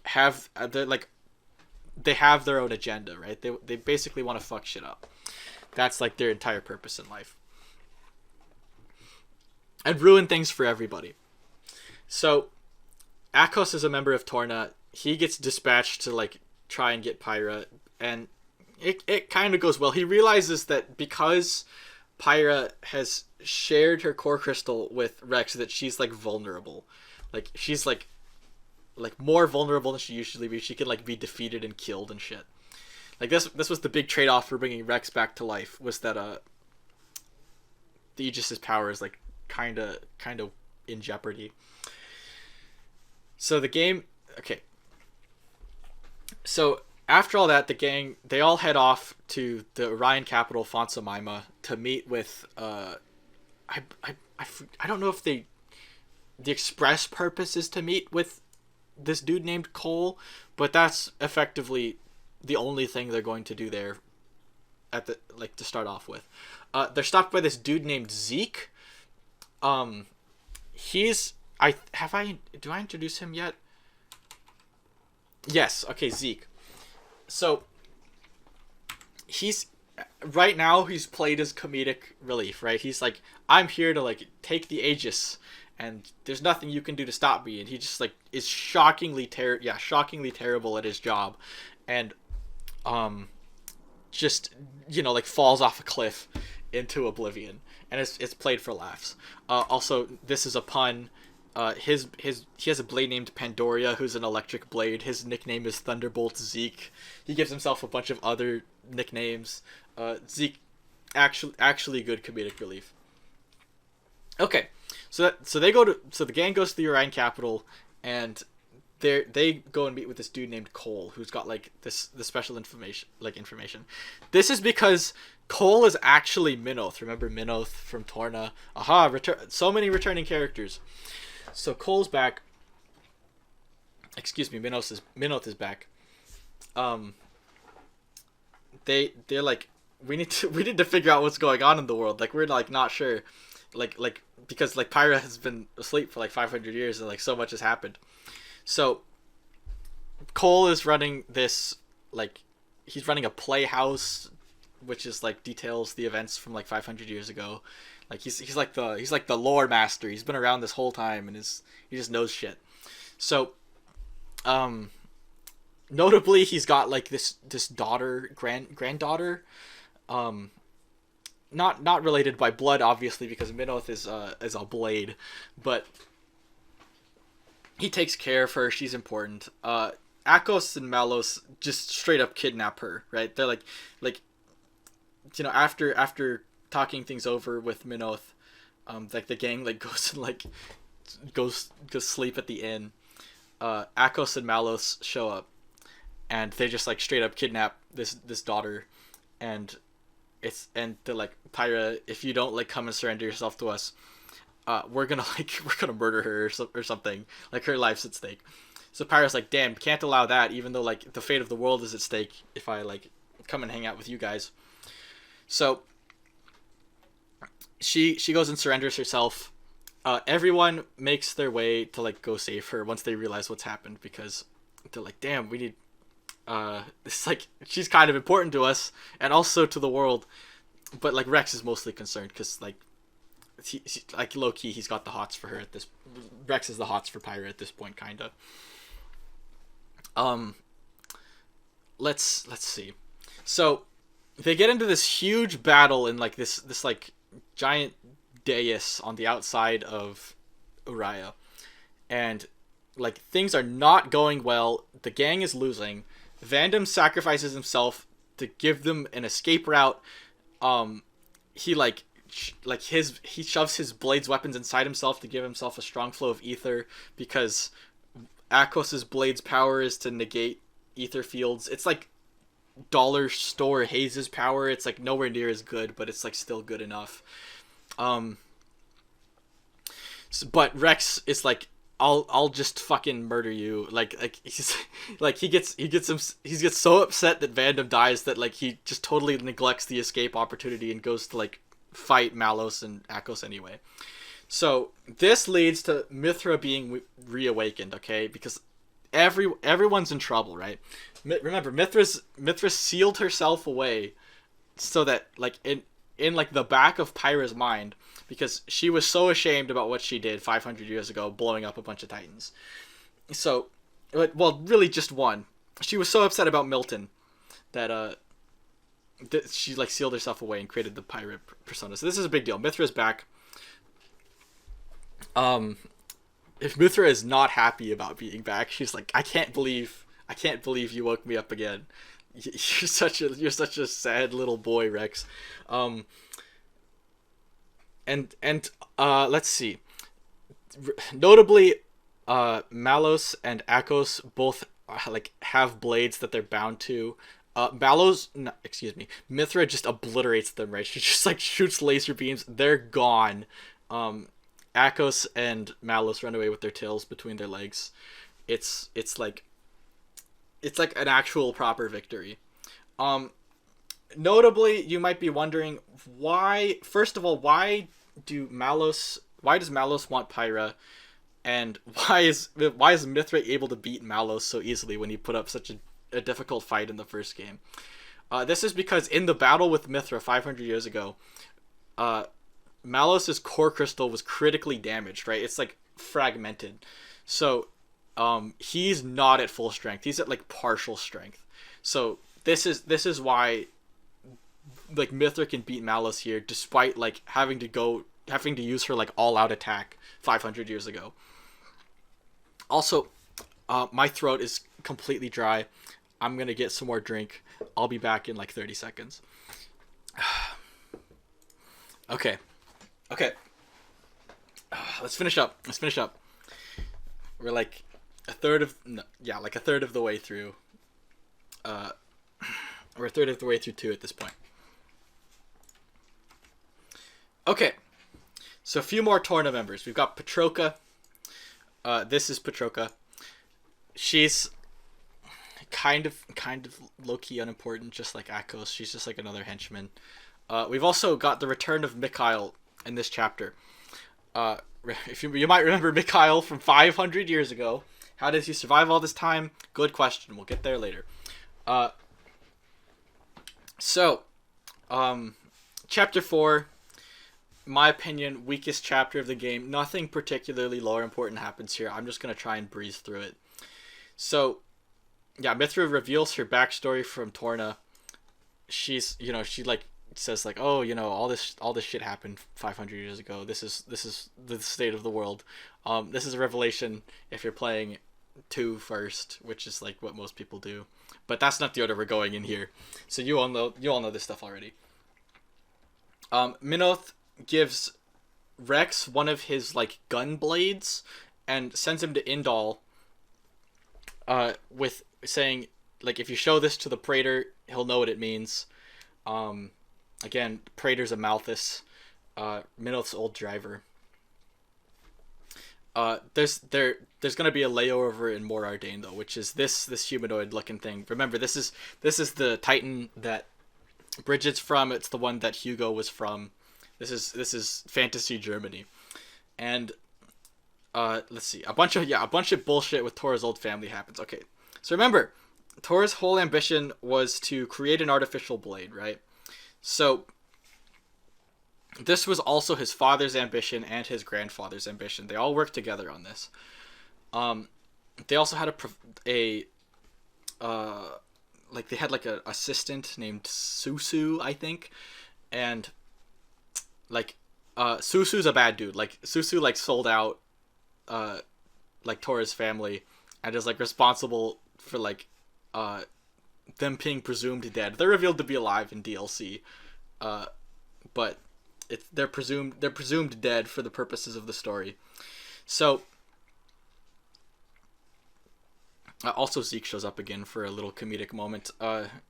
This is, as far as I know, this is the only instance of a certified dick joke in a Nintendo game, which I think is hilarious. So, okay, so I'm just gonna run through this real fast. It's revealed that like Susu has like sold out and is like manufacturing artificial blades for Torna, right? Not nearly as sophisticated as Poppy, but still dangerous. They're like kind of artifice level ish. So everyone obviously wants us to stop this from happening. Torna, Torna the organization, amassing more power. Not good. So they go and stop this from happening. It's revealed. So back at the start of the game, like the fixer, like the what would you call it? The like the guy who tells Rex about the whole deal with the salvage job where they go get Pyra. This dude named Chairman Bana, and he's a capitalist through and through. Lives don't matter. All that matters is money. So he's working with Susu to build these artificial blades. You like fight your way through the factory to shut the shit down. And you fight like this giant artificial blade made looking thing called Rosa, right? And it's like Bana and Susu like get in it like a mech, and it's like this weird anime moment. I don't like any part of this game, but like it's you know it's just very strange and absurd even for Xenoblade 2, which is a very strange and absurd game at times. So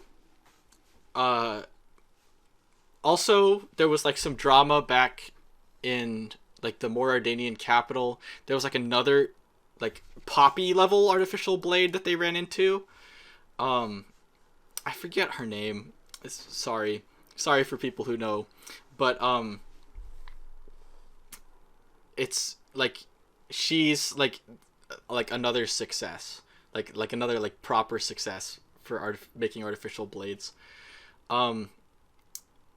Except she works for the bad guys, so it's kind of important to the story because like Poppy gets like eventually they convert this blade over to like the good boys side, and like she sacrifices herself or something, and Poppy gets like her like fusion core or some shit, and then gets like a power up into like this Poppy QT form.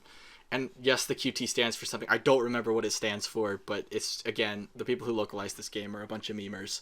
So, after all this shit happens, Mikhail shows up, and so does Petroka, and they are, like, trying to, they're trying to stop you, right? They're just throwing the full Torna gauntlet at you. So, they do not succeed. Like, Mithra, like, blasts a hole in, like, the roof of a cave or something to, like, precision hit them and their blades die. So and then eventually also Hayes shows up. So like, except she's going by a different name. The name's she's going by the name Fan Lenorn. She's referred to as the priestess, the high priestess of the Indaline Praetorium or something. So again, name's Fan Lenorn. I'm not gonna call her that. I'm just gonna call her Hayes. So because that's like the whole Fan Lenorn thing is like a little passing fad. So she shows up and like drives Petroka and Mikhail away proper with like her super OP abilities, and then the gang is like properly on their way to Indal now. Except they're not. I, so, on the way to Indal, with Hayes in tow now, they're like, okay, there's some bad weather, so we're gonna stop in Leftheria, which is Rex's hometown. And so you have this like nice little layover. Remember, every game has an orphan. Rex is this game's orphan, so his backstory is like, it's largely not lore important. So, but he basically like his parents were like their last act was getting him to like this town in Leftheria where he would be taken care of, and they both died. I think the mom made it further. She actually made it to the village and died. The dad died like a ways back. So again, not horribly lore important, but again, we got to have an orphan. So Zeke shows up for the third time, okay? And it's revealed that he's actually a bad motherfucker. Like there's like a few, like, again, if you're the driver of an Aegis, you are a big deal. Like, you have significant power at your disposal. There's a few drivers in the entire world who can like hope to match that level of power, okay? And like two of them, one's Morag, who's again the Special Inquisitor for Moradin, who is now hanging out with you, by the way. I forgot to mention this. She also showed up in this confrontation between Mikhail and Petroka, and is like agreeing to help and travel with you now, because she's fourth party member. Is she fourth? Yeah, she's fourth. Okay, so party members at this point in time, actually it's all of them. So you've got, well, I'll just cover it in a sec. So Zeke is like, it's a proper fight, and he is like a serious dude. Morag decides to sit the fight out. This is a real problem if you've been using Morag through Leftheria at this point, because Tor is probably underleveled, and you cannot use her in this fight, and like they both serve the tank role, so you just don't have a good tank. But so fight with Zeke, he's like, you know what, guys, good job, you're the real deal. So, and Zeke decides to join the party. He is currently being contracted, working for the church. I'll cover his background in like a slide or two, like his whole lore backstory. So at this point, you've got the full 5 party members. Okay, you've got Rex, you've got Nia, you've got Torna, you've got Morag, and you've got Zeke. So these are the 5. Again, party size of 3. You can only have 3 at a time. Generally, roles are pretty flexible, but like it kind of depends on what you want. But like for the most part, I think most people, my guess would be they used Rex, Nia, and Morag like for most of the game. So okay, finally, after making it through Leftheria, the game, like, everyone shows up in Indal, right? Which, again, Catholic Church, everyone's blue. Amalthus is in charge. He's the Pope. He is not a good dude, but like, you know this. These guys don't know this yet. So he's running everything behind the scenes. I don't think I have a bullet point devoted to this later, so I'm just going to cover it now.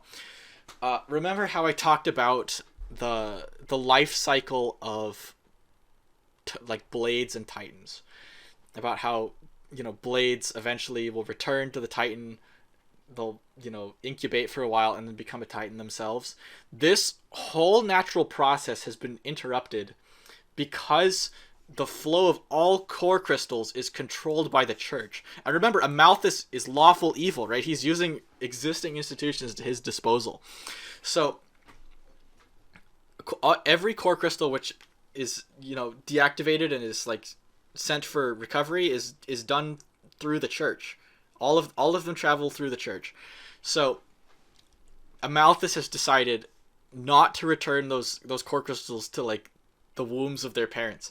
So there are no new Titans being born. The world is dying, right? This is something that people have talked about a little bit before, but like Titans are dying and there's no new Titans being born. And like no one's quite sure why this is. This is why this is. The natural process of blade death and rebirth into Titans has been interrupted by the church. There's a few more mechanics into that. Again, a slide or two. So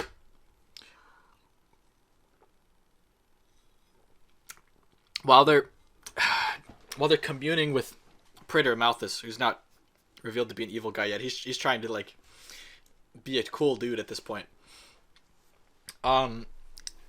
Jin goes to this Titan right here called Temperantia. There was like an ancient civilization here. They had a bunch of advanced weaponry and shit, but they like all died out. So he goes there. Notably, the Morardanians, right? Remember, Morag's nation. They've been doing archaeological digs here, and they've dug up a few of these Titan weapons. Okay, and these are like, again, lots of super weapons in Xenoblade 2. These are like super weapons, right? They're not like Aegis level, but like they can seriously destroy shit, like whole armies. So Morardane and Uriah have political tensions at this point. Again, the world's dying, limited resources. These two have competing interests. So Jin hijacks the Titan weapon that was dug up by Morardane and attacks the Urians with it. And the Urians are like, what the fuck, dude? Like, it's time to go to war. And so you're like, okay, this is not good. Like, I think Amalthus sends you there to like handle this whole situation because shit is going down. There's about to be all-out war between two nations. This hasn't happened in a long time. And if another Titan dies, like there's only so many left. Like, it's like the world is close to dying, and like any life that remains is like precious. So the gang travels to Temperantia and they successfully stop Jin. Hayes comes to.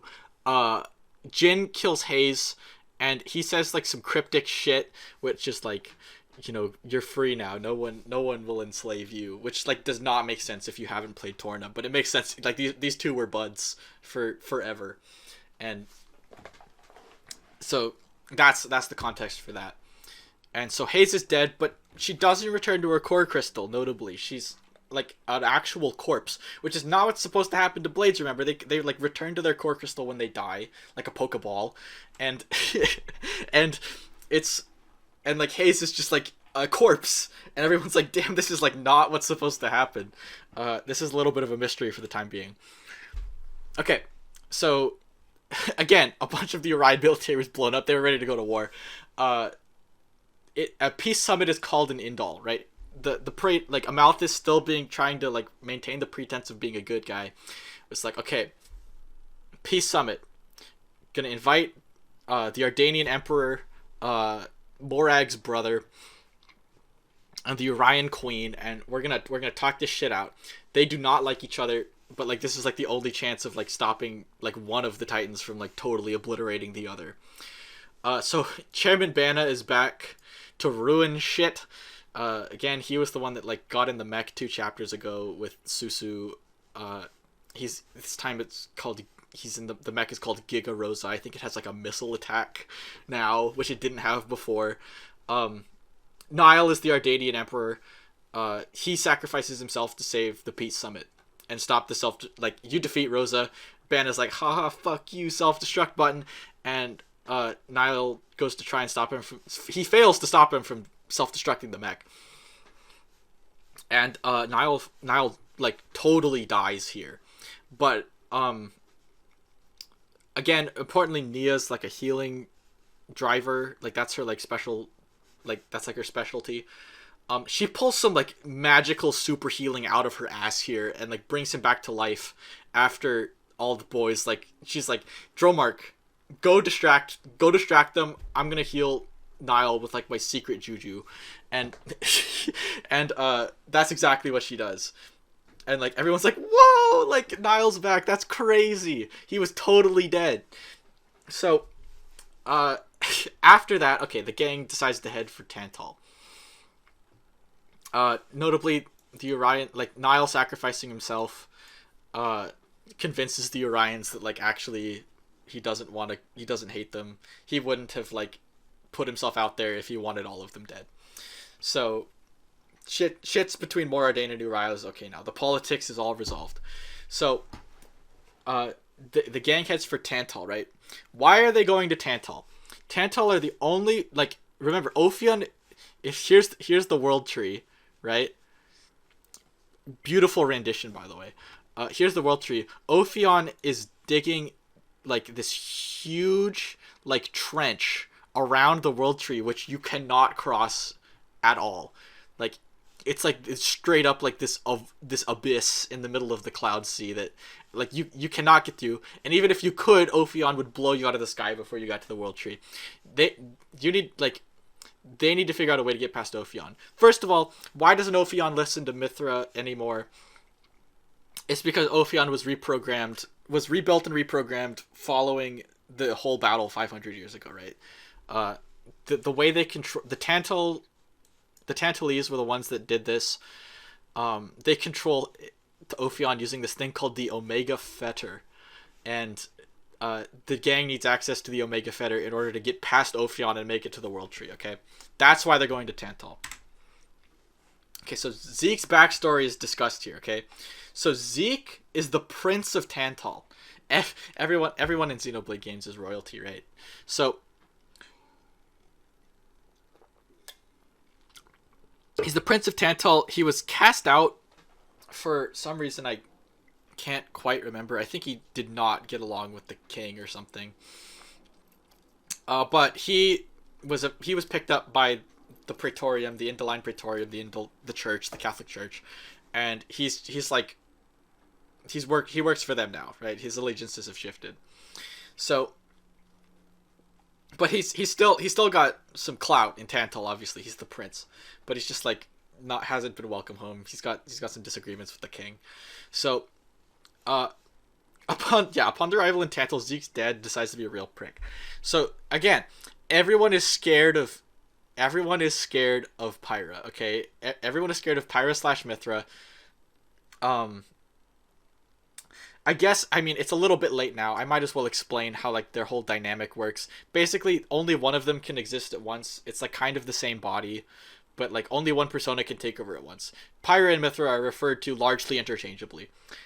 It is different personalities, but, like, they're, like, a single unit. So, Zeke's dad is like, okay,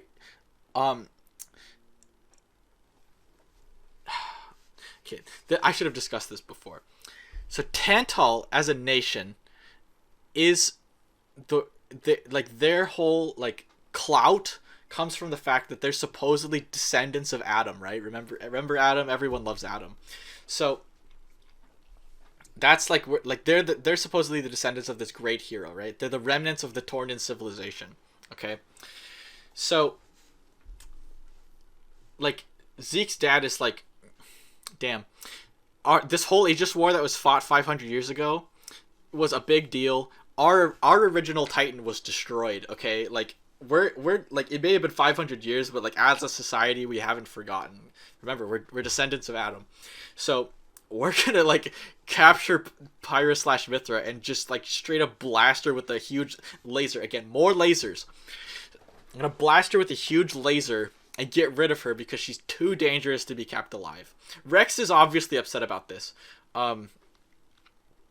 So she's like off, like Pyra gets captured, she's off doing some stuff. They put the gang in like special ether jail that they're like not supposed to be able to break out of, but like Poppy pulls like some artificial blade stuff and is able to get them out of there. So importantly, there's a pact going on between Tantal and Indal. So the only way the Tantal has been recharging.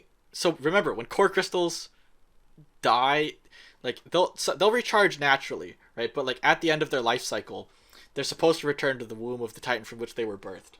Okay, Tantal has been recharging those expired core crystals back into like functional core crystals using the lifeblood of their Titan. This is why Indal is cold as this is why Tantal is cold as fuck, right? It's the snow Titan. The whole thing is it's supposed to have bad circulation, but really they've been like siphoning off its life force. So, and Tantal's history is all revealed to be all lies. Okay, this is like the great secret of Tantal. They're not descendants of Adam. They're descendants of the bitch boy prince, who nobody liked, who ran away from the final battle in the end of Torna, the Golden Country. So, they're not descendants of Adam at all. They are descendants of Tantal, but they don't have a heroic legacy. Again, like Zeke's got like the Kylo Ren complex. He wants to be like the great hero Adam, but like never lived up. So this is like kind of like a little crisis for him that he's not a descendant of Adam. Okay, so I mean this picture here has been pretty conspicuous this whole time.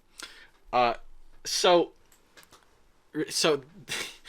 everyone goes to rescue Pyra, right?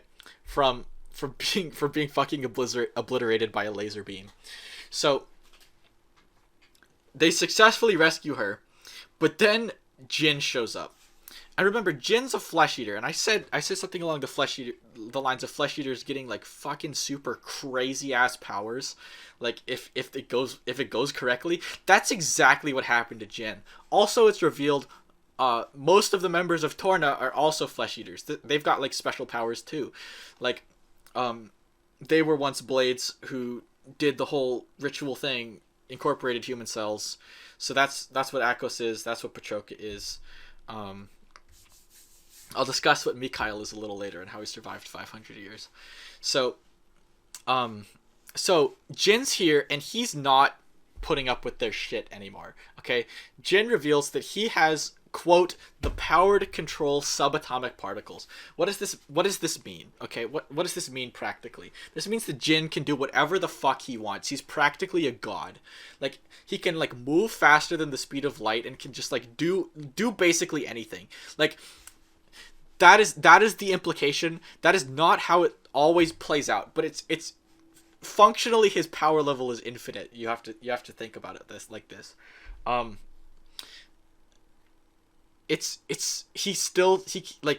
He's not all powerful technically. Like, he has limitations, but he can do pretty much whatever he wants within reason.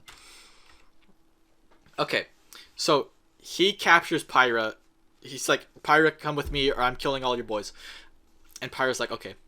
Like, I don't want all the boys to die. So Rex is understandably really upset about this. His waifu's gone. It's real sad. And he's a real bitch boy about it for a while. Meaning, he's like, you know what? I have literally zero chance against a fucking god like Jin, okay? Especially without Pyra. So I am just going to go home and cry and be sad. And everyone's like, bro, what the fuck? Like, you can't just do that. So they eventually convince Rex to like come around, okay?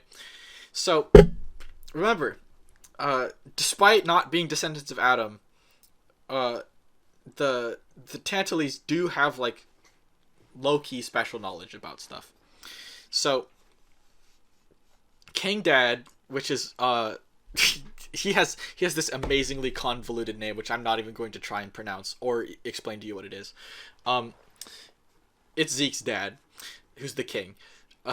So he and Gramps tell Rex about this supposed third Aegis sword, okay? So it's important to understand what each of the Aegis swords are. Okay, so we've got Aegis Sword 1, okay? This is Pyra. Pyra is like form 1, okay? Then we've got form 2, which is Mithra. Okay? There's supposedly a third sword, okay? Like both Pyra and Mithra have like a unique sword which Rex is able to utilize. Remember how blades work. There's supposedly a third sword out there that Adam sealed. Like, not only did he seal Pyra away, he sealed the third sword away in a separate location. This third sword is seen at the end of the Torna of the Golden Country. I forgot to mention this. Adam couldn't even lift it. Like, when Mithra went apeshit, like, the third sword showed up, and he's like, bro, I can't handle this. Like, even Adam, like the legendary hero, couldn't handle this third Aegis sword. Okay, so he went and sealed it away in Leftheria proper. These are like Leftheria is an archipelago of a bunch of smaller titans. He sealed it away in this place called the Spirit Crucible Elpis. Okay, it's like this super secret place in the Titan. Only Gramps knows it exists, really.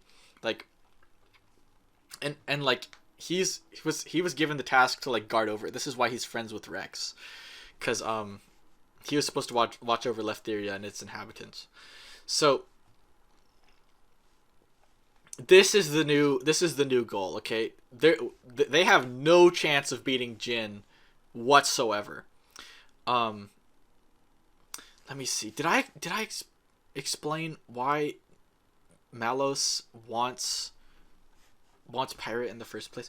Yeah. The reason is, if I just in case, Malos's core crystal is fragmented. He needs Pyra's core crystal to like complete his to reassemble his full core crystal and like become fully functional again. This is why they've been trying to capture Pyra this whole time. So that's like they're like, okay, we have no chance of beating Jin, let alone full strength Malos. This is probably gonna happen. So the team goes to the Spirit Crucible to get the third sword because this is like their only shot. They get there. The Spirit Crucible is notably like it like sucks the ether energy out of anything. So like the blades are only at partial strength. Zeke is having a hard time, okay? And this is as good a point as any to explain that there aren't only flesh eaters in the world. There's also blade eaters, okay? Blade eaters are the exact reverse, okay? It's humans who implanted a piece of a blade's core crystal inside them, or like on them, basically. They incorporated it into themselves. So Zeke is having a hard time because his blade. Zeke also like fucking died. The only way he's alive is his blade gave him a piece of her core crystal, which acts as a pacemaker and keeps his heart going. So he's like low key like having a heart attack in the middle of Spirit Crucible Elpis. Nia is having an even harder time. Okay. Also, okay, notably, so I don't forget, Mikhail is a blade eater. He got a piece of a blade core crystal implanted in him by the Praetorium. This is how he's lived 500 years. This is why he's got like his own blade weapons and shit. He is not super, like, again, blade eaters generally are not super powerful. Their strength is like correlated to the blade's core crystal, which they got. And like neither Zeke nor Mikhail got exceptionally powerful core crystals. Pandoria, Zeke's blade is pretty strong, but like nowhere near on the level of some of this of one other guy I'll get to. So, they're like shit's not going well down in the bottom of the Spirit Crucible. Okay, like Zeke's having a hard time. Nia's having a hard time. Like they get to like the third sword room and they have to fight a bunch of after images of Adam. Right, it's a bunch of like ghosts. It's like the final trial, and it's not going super well. Except, like, at the last moment, Nia reveals that she, in fact, is also a flesh eater, okay? So, notably, this completes the mystery of the true nature of all the members of Torna. So, we've got, let's see, Jin, Akos, Patroka, and Nia are all flesh eaters. And then you've got Malos, who's the Aegis, and Mikhail, who's a blade eater. So everyone's like special in some way. The members of the organization Torna. Also, and Nia is also revealed. Nia is disgustingly powerful. Like she's got like next level healing abilities.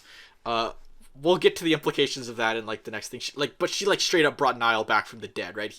He might not have been dead, but like he was dead. Okay, like. And she uses like this like regeneration power to like keep everybody energized down there, and they win the fight. And so Rex, like, finally they got the third sword. Okay, Rex grabs it and it just disintegrates in his hands. It's gone, and everyone's like, "What the fuck? We came all this way. This was our last shot." And Rex is like, "It's okay. I know what I need to do." And you're like, "Really, man? Like, the only way you were gonna beat them was with the third sword." But okay. Yeah. And then Nia revealed her flesh eater form. This is it. Again, disgustingly powerful.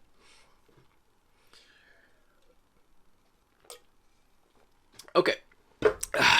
So despite not having the super weapon, Rex and crew go to this place called Moratha to confront Malocygin. Moratha is this place right on the edge of, like, the Ophion's, like, weird trench thing. It's like the last stop before the World Tree, right? And it's like a super inhospitable place. So Malos at this point has finished absorbing Pyra's, like, core crystal energy, right? He's recompleted his core crystal. Pyra is implied to, at this point, to be, like, functionally brain dead. Like she is not in good shape. Nevertheless, Rex and crew fight their way to her.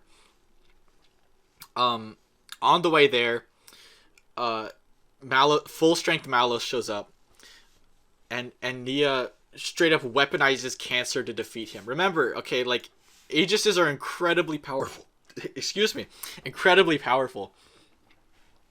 Like, literally the most powerful blades. Nia, like, is able to subdue Malos by, like, altering the replication rate of himself and giving him super cancer. So he, like, just, like, grows a bunch of tumors which, like, fucking explode, and he falls off a cliff. Spoiler, he's not dead. It's like the shortest lived victory ever. So, okay, next section.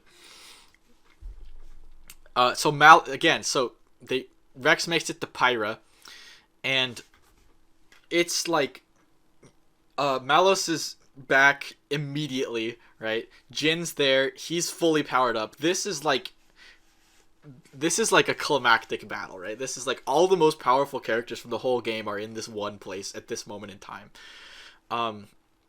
Rex is, like, trying to, like, fight normally, and it's not going well. But he has, like, some visions about how Pyra and Mithra, they're still kicking around, right? Like, the body's, like, not, like again, like, brain dead, but, like, he's, like, having some visions of them. And they reveal that the entire reason they wanted to go to Elysium, the central crux of the game, Rex, Pyra, and Mithra's main motivation, the entire reason they wanted to go to Elysium was to beg the architect to let them die. For real. Not, like, because, like, again, they're Aegises, right? It's, like, it's not so easy to kill them. So, because they're so upset about what happened, in the Aegis War 500 years ago, that they're like, all I do is make issues for everybody. It would be best if I was dead. So, and then Rex is like, no, you deserve to live. You're my waifu. Like, you can't die. And so, you know what? And they're like, you know what? You're fucking right. Let's do this. And then enter third form. Okay. Enter Numa. Again, there's no like official renders of Numa. So this is, like, again, like, this is, like, the closest I could find. Numa is notably green. Mithra is, like, you know, yellow, and Pyra is red. Numa is, like, this new green, right? Third form. And the third sword, remember that thing that disintegrated, spawns in Rex's hands, and he gets, like, this sick new outfit. Notably, it still has cutouts around his thighs, though, because whoever designed this guy, I think his name's Saito-san. He really decided those were essential, even in his super powered up form. So then the anime shit begins. Okay, like, again, Jin is, like, straight up all powerful, right? He can, like, move at the speed of light. The rules do not apply to him. So, Rex and Numa like become practically unstoppable, right? Jin is like, how is this possible? I'm moving at the speed of light. Are they moving faster than the speed of light? And the literal explanation that's given is that Rex is like, I don't get it, but like, fuck it, man. Like, I'm all powerful now too. So they defeat Jin. The whole like cliffside face like falls into the abyss. I believe like something happened. Ophion is like neutralized here too, I think. And so the whole crew, Jin and Malos, all fall. Maybe Malos doesn't. At least Jin does. Like, they all fall into the abyss which Ophion has created. Okay. So this is when, like, this has been like a relatively normal anime story coming up until now. Now we're getting into like the Xenoblade stuff. So down in Moritha, the land of Moritha. Moritha was like the cliffs of Moritha were like the place they were before now. Now they're in the land of Moritha, which is like the area underneath the Cloud Sea. There's like an air pocket or something underneath the Cloud Sea. This is where they are now. So everyone is separated and is trying to meet back up. Like, you know, Jin is like joins up with everyone for a little while because everyone is like good-hearted about the fact that he, you know, it's caused, even though he's caused so many problems for them, they're like, listen, you buddy, like, you're injured, you need some help, and like, everyone's like, okay. So Mithra and Poppy, like, they also I'm just gonna get this out of the way before we get into this stuff. They discuss some IOUs, right? Like, basically, Poppy says, if I ever go rogue, you need to stop me. And then Mithra says, okay, but you owe me a favor too, but I don't know what the favor is yet. Okay, Jin explains his backstory. We know Jin's whole backstory at this point. The new stuff is that after the events of Torna, the Golden Country, he like wandered the world and eventually met up with Malos, and they joined together. They both hate humanity. Malos it's still because he's chaotic evil. Jin, it's because humanity took Laura away from him, and he is very unhappy about that. So, okay, now into this stuff. So, from the get-go, it's obvious that something is weird about the land of Moritha. Okay, the land of Moritha is composed of like real life modern buildings. It's full of like skyscrapers, like crashed skyscrapers, and like ruins of cars and street signs and stuff. And you're like, what the fuck is going on here? Like, playing Xenoblade 2, like, damn, okay, this is like, what a curveball. And no explanation is forthcoming at this point. Also, everything is full of these things. They're called guldos, and they're like yeah, some like eldritch abomination looking things. They're like vaguely humanoid, but they've got like these claw hands that like, yeah, again, more laser beams. They shoot laser beams. There's also this big one. It's called a infernal guldo, and you know, you fight it at the end of the land of Moritha, which is, again, full of skyscrapers and shit.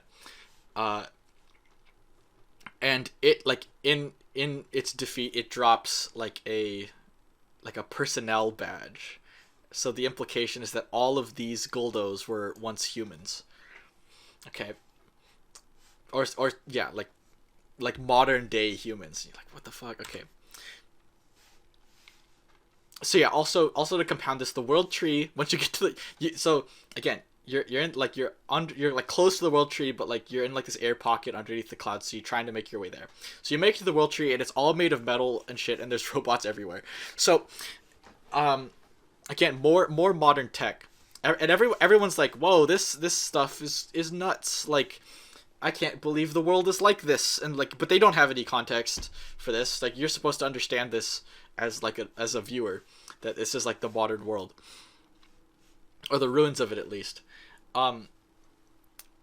So they're like climbing it, right? They're like fighting robots like this whole time. These aren't like humanoid robots. They look like trash cans and shit. Trash cans and like Bakugan. So So when they're a fair way up, they realize that all the Titans are gathering around the World Tree, and it's we're gonna let me get into why this is, okay? So Amalthus is the final Blade Eater we're concerned with in this story, okay? Remember, when Hayes died, she left her corpse behind and didn't return to her core crystal. Why is this? This is because Amalthus incorporated half of her core crystal into himself. It's like in the middle of his forehead, and it's like it's covered by his hat. So, this gives him incredible power. Remember, Hayes is overpowered as fuck. Her whole power is she can stop other blades from doing whatever he wants. Amalthus has like refined this power into being able to control both blades and titans. Remember, because titans are essentially blades at their core. So again, so Amalthus is pulling some wacky shit. He summoned all of these titans to the World Tree in like he's like again, remember Amalthus is like an evil dude. It's finally revealed why this is. Like, it's either like right now or like a little bit from now.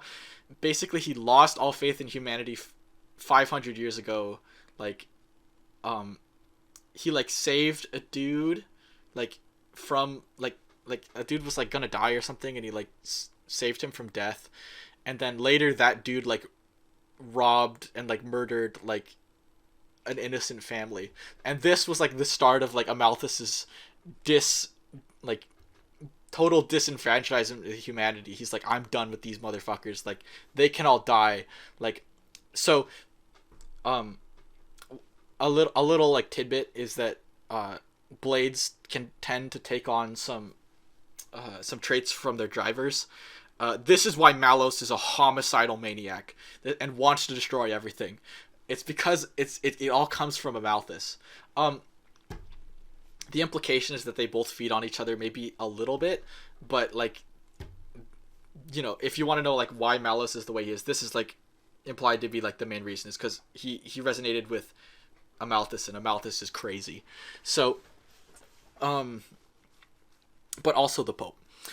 So he's using Hayes' core crystal to summon all the Titans, and Amalthus's whole goal is to make it to the Architect and like commune with the Architect, and you know, he's like he thinks he's enacting the Architect's will to like reset humanity and like start over, because like humanity's lost its way.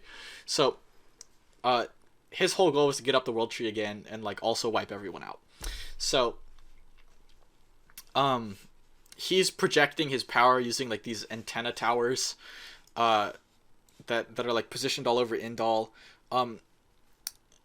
I mentioned this in passing. They used like the special ship to go get the they used the special ship to get to the place where Pyro was sunk at the start of the game. The ship's called the Monoceros. It's like old like Tornan civilization tech and can transform into a mecha, because it's not every Xenoblade game's got to have mecha. It's essential.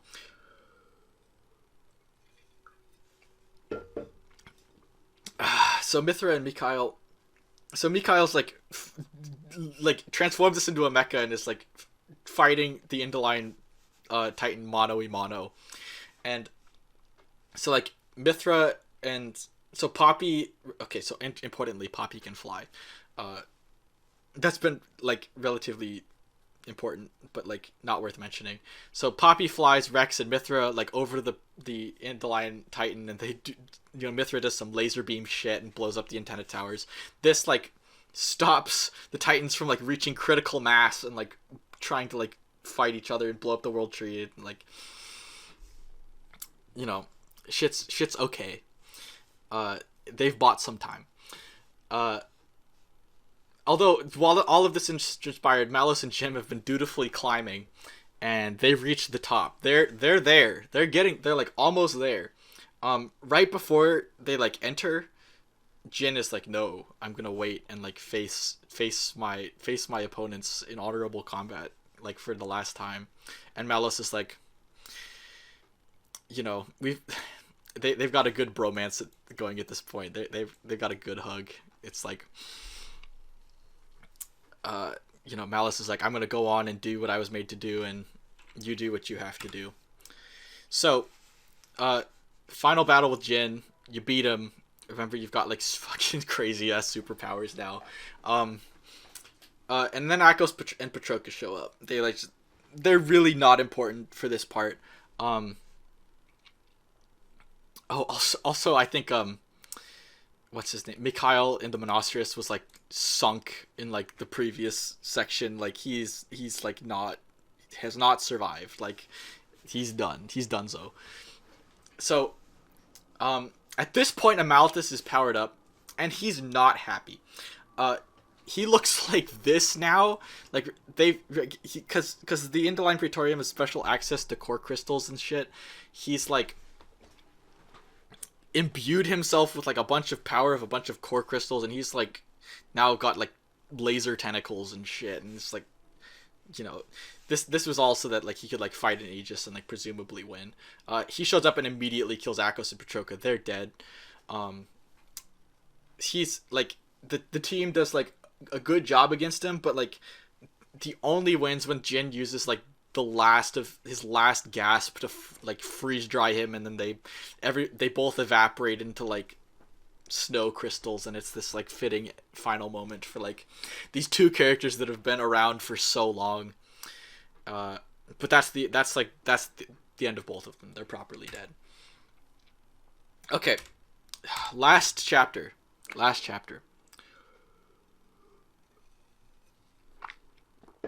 They finally made it to Elysium, okay? They're finally there. But there's a flashback to 20XX, okay? The year 20XX. There's an orbital station that's under attack by a bunch of rebels. Who these rebels are is not important. It just serves to give a little tension. Meanwhile, remember this guy? Remember Klaus, Mr. Computer Man from like 2 hours ago, who like did this interdimensional experiment?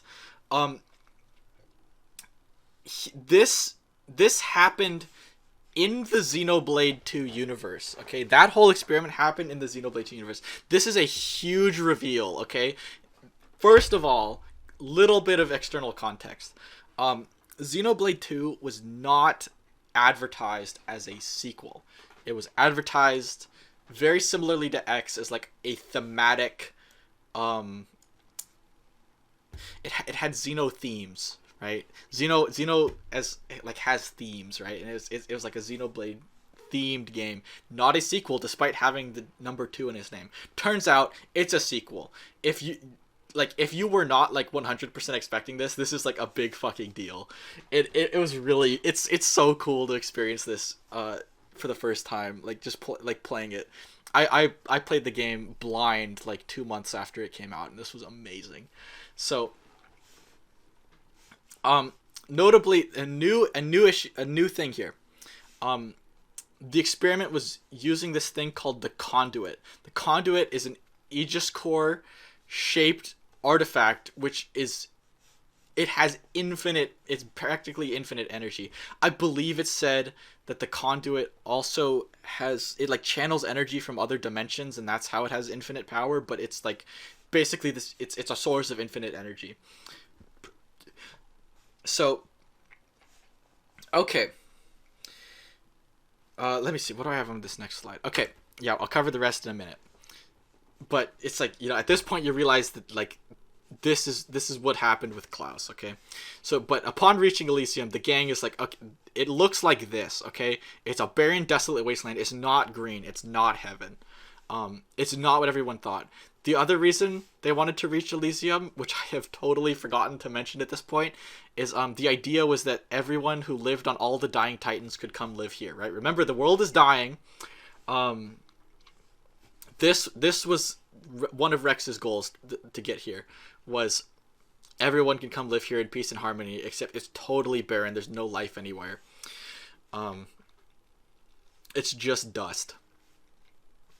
So, but eventually, like after wandering around, they go to the bottom of this church, which is like still got power and everything. It's like a huge escalator and like a bunch of lights. This is where the architect is. The architect is revealed to be a real man, not just a fiction. this is where he's hiding. And upon reaching there, Rex has a bunch of fever dreams about how his like all his friends hate him and stuff, and it's all not real. It's just a bunch of tests by the architect to reveal their true nature, and whether they're worthy of inheriting the mantle, which I'll discuss that in a second. So, the architect is revealed to be half of Klaus. See, it's this half. Okay, the other half is gone. Remember how Zanza from Xenoblade 1 is said to be Klaus? This is the explanation for how Klaus can exist in two universes at once. Okay, like half of him like went off to the Xenoblade X Xenoblade 1 universe to become Zanza. The other half is still here in the Xenoblade Prime universe, okay? The other dimension, yes, the other dimension in question is the Xenoblade X. Oh God, why am I saying that? Xenoblade 1 universe. Okay? The architect used the advanced technology from old human civilization to create the world and atone for his sins for creating this whole problem in the first place. Because the conduit experiment fucked shit up royally. Okay, I'm gonna get there in a second. So, to do this, he used this thing called the Trinity processor, which is composed of three central processing units, okay? One is ontos, which in Latin translates roughly to truth. In one's logos, which translates to logic, and one's pneuma, which it translates roughly to breath or spirit, okay? These will be important. I'll get there. I'm gonna make sure I don't leave anything out. This whole test by the architect was like his whole goal was to create humans which were like better and like above the petty squabbles of old humanity, right? And so like he was like, once like they like reach me, then it's like I can finally die. He's been alive for like maybe millions of years, just up here chilling. And like by through like the whole fever dream shit, he's decided that like, okay, yes, humans have progressed to it. Like Rex and crew are good boys. Like I can trust them, and I'm ready to die. Okay, we're not there yet. I need to finish the lore here. Okay, so Ontos, notably, this is Alvis. Okay, remember Alvis? He notably also in the original game, like the original release of Xenoblade 1, did not have a core crystal in his chest. In the definitive edition, he has one. It's red. It is a huge vindication for people who theory crafted about everything regarding the Xenoblade universe. It was pretty much definitive, but this just confirmed it. Logos is Malos. He's like purple and shit, and he's like, Malos is well established at this point, and Pneuma is Pneuma, right? This is where like you find out her name. I said it earlier just because it's like the most convenient way to refer to the third form of Pyramithra, but like these are like the three things which these are the three parts of the Trinity processor, okay? Notably, the architect says Ontos triggered a space-time transition event after everything that happened, like after he worked to rebuild the world, and went to like the Xenoblade 1 universe, right? It's maybe even implied the entire Xenoblade 1 universe is a simulation performed by Alvis, because Alvis has like special next level powers that not even Malos or like Pneuma have over the Prime universe. Like Alvis is like in charge of shit, like he's like running everything, so it's very possible the Xenoblade 1 universe entirely is a simulation. So okay, also notably, I need to not skip ahead, the reason that the conduit shit, the whole conduit experiment fuck shit up royally is not only did this whole thing with the Xenoblade 1 universe happen, okay, also like different sections of like the Earth and like cities and stuff were just flung into random dimensions. Like this is creating like the infinite potentiality of the Xenoblade universe. All right, like it's any like this. The implication here is that like any Xenoblade game is potentially tied back to the the Klaus experiment through this random like springing of everyone into different dimensions. Okay, remember the Sumerians, remember the ancient humans from Xenoblade X. The going theory is that the Sumerians were a like one of these like chunks of humanity that was flung into another dimension, because the explanation is that they're humans functionally, right? They're basically humans, and just showed up in the Xenoblade X universe one day and like already had like relatively advanced tech. So that's the going theory about how X ties into everything, because the links between X and 1 and 2 are a lot weaker. The links between X and 2 are a lot weaker than between 1 and 2. That's what I meant to say. Okay. I'll get back to this. I'll get back to all this crazy infinite potentiality stuff in a minute. But before that, we have to wrap up Xenoblade 2's story. So the gang, so notably Malice's whole plan, right? He wants to destroy everything. He's going to utilize this artifice called Ion, which is like the most powerful artifice, right? It's like world-endingly powerful. Not just like Titan-endingly powerful, like world-endingly powerful. And so he's there, he's like waking it up. They like everyone rushes to go beat him. Like in this climactic final battle, right, with Malos in like piloting Ion, they defeat him. Malos is defeated and like truly dies this time. Like, you know, remember at the end of Torna where he like supposedly dies? Like, no, I believe you see his core crystal actually fade away. So he's like, I mean, he'll probably be back because it's Xenoblade and like no one's ever truly dead until they're dead. But like, you know, this is like probably like this is as close to a true death as we're gonna see for a piece of the Trinity processor, right?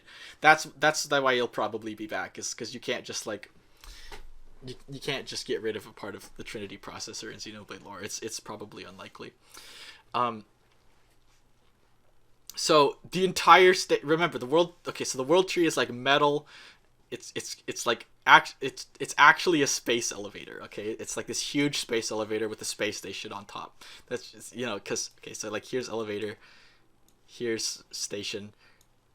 Like it looks kind of like this, like the Space Needle, but like basically like this whole assembly is like starting to crumble because of this battle with Ion, right? It's gonna crash into the cloud sea below, and remember all the Titans are down here, right? Like they are in trouble. Like everyone's gonna die, like everyone who's left, and that's like not good. So Numa stays behind to stop the station from crashing into the planet. What she says, she's like, the option is to engage retro rockets, but I think the actual thing is it just blow it the fuck up. I don't remember. For some reason she has to stay behind to keep the station from crashing into the planet. Rex, she's like, so one thing that was established like chapters and chapters ago is that like an Aegis could even survive without their core crystal for a short period of time. This is what she does. She imbues Rex with her full crystal, giving him like true life, not just like partial life that he's been sharing with her this whole time. And like like she's like tied into the space station's like systems. So like they all cross a bridge, she blows out the bridge. Rex is like, Poppy, fly over there and get her back. And Poppy's like, no, I owe her a favor. It's like this real sad moment. That was the favor that she was cashing that in from earlier. So another thing, Gramps is like back to like full power. Like he's back into dragon form, and they fly away on him. I believe it's because it's like supposed to be because like Numa has like super god powers and like imbued, like re-energized him, and he's back. all the Titans glom together and to create one big landmass. So like all the remaining Titans create like one supercontinent. Also, the Cloud Sea completely disperses. The Cloud Sea is full of it's made of nanites, by the way. It's like it was supposed to like reconstruct and remake things. I believe it's also said that it turned humans into Guldos though, and they were like collateral damage, I guess. It's like anyway, the Cloud Sea disperses because there's no need for it anymore. There's like a proper ocean down there now. So notably, like this is like a fucking sad ending, right? Like Numa stayed behind on the station to stop it from crash landing into the planet, and like it's implied that Numa is dead. Okay, but upon like at the very end of the game here, Pyra and Mithra like Rex touches the full core crystal, it reawakens, and both Pyra and Mithra show up. This should like not be possible, but we need a good anime ending here. The ending is a tiny bit ambiguous. It's there's no subtitling and no audio. It's just lip sync, and like it's like this close up of like the mouth, like one of their mouths. You had to pick one for like gameplay purposes earlier. It's whichever one you picked earlier, for their name to show up in like abilities and stuff.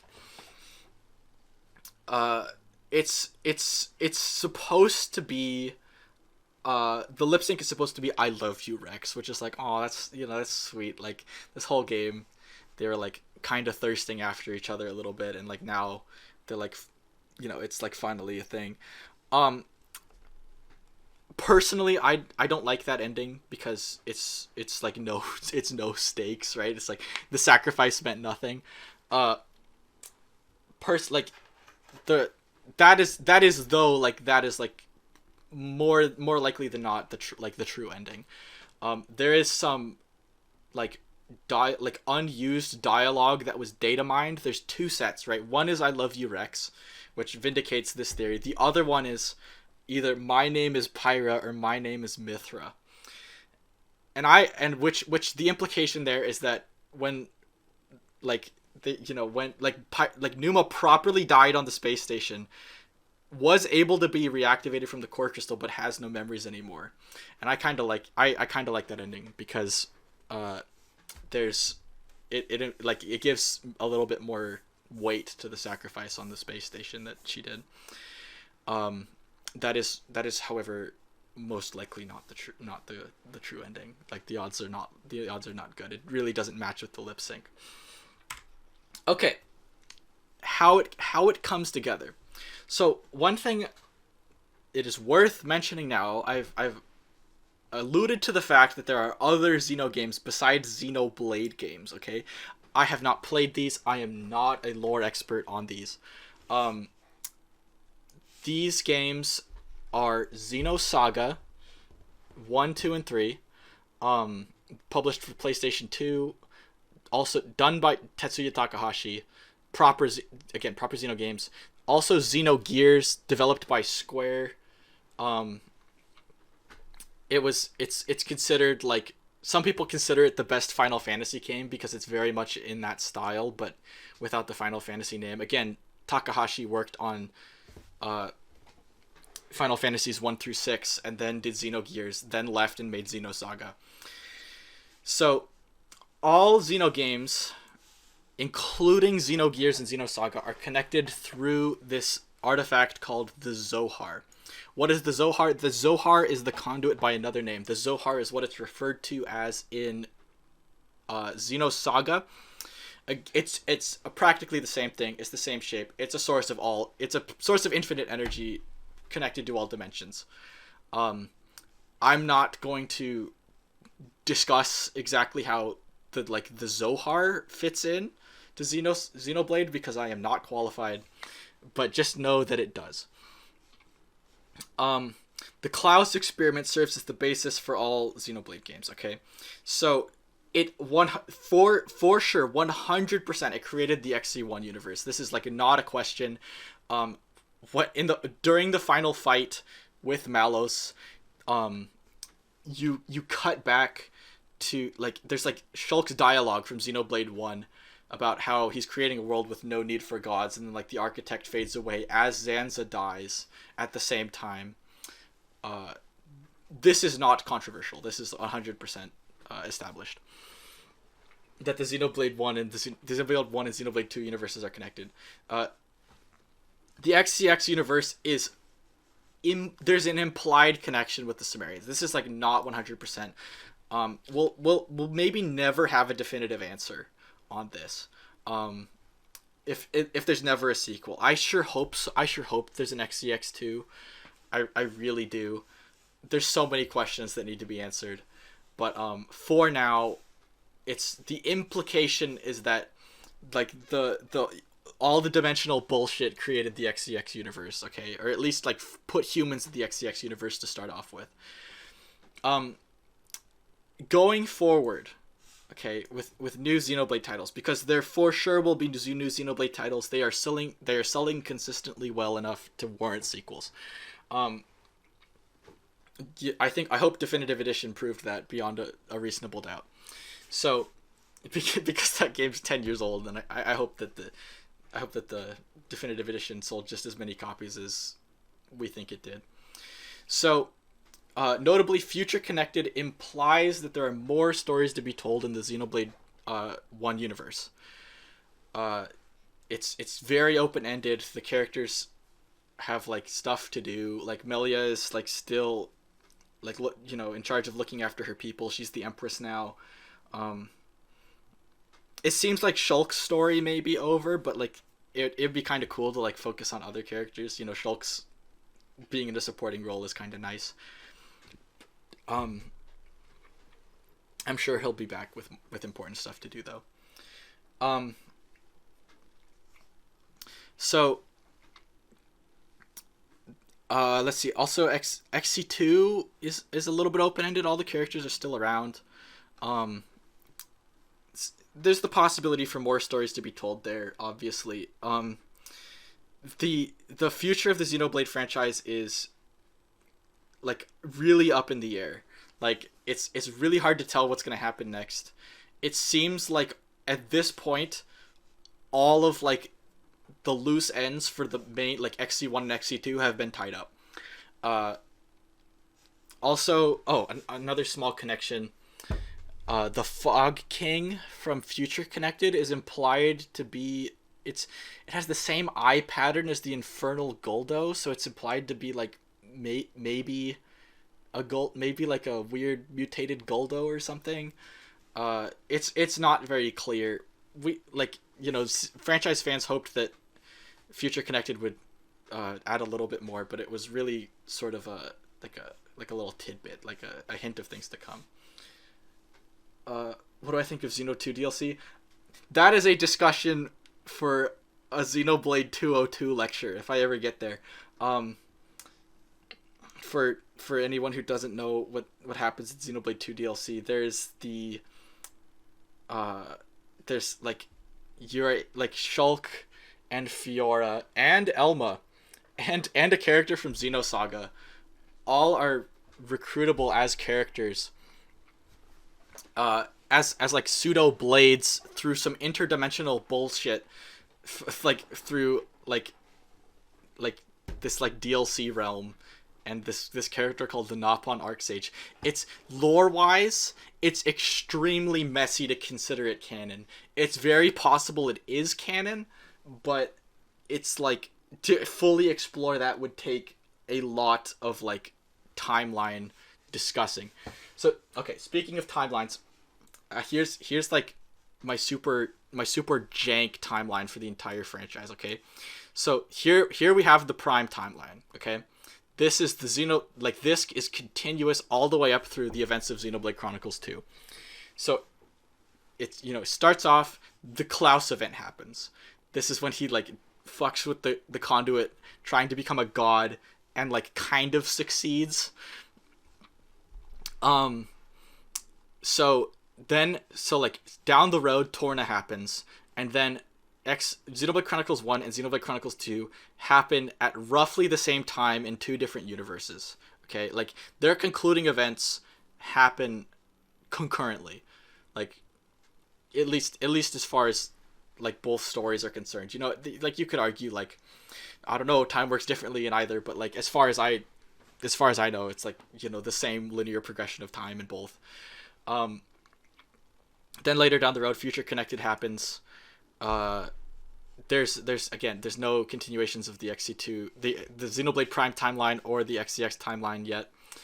Um, XCX is like this is I hate like this I hate having like this thick line because it's again XCX is all speculation how it's linked. Um, Again, the most sensible theory is that the Sumerians were displaced humans from the original timeline, but it's not set in stone, and we'd need like a sequel or another game to wrap this up to like definitively say that this is the case. Okay, is that it? I think that's it. I think I've discussed everything. So if anyone watching this right now or later has any questions, feel free to ask. Um, either right now or on Twitter or something.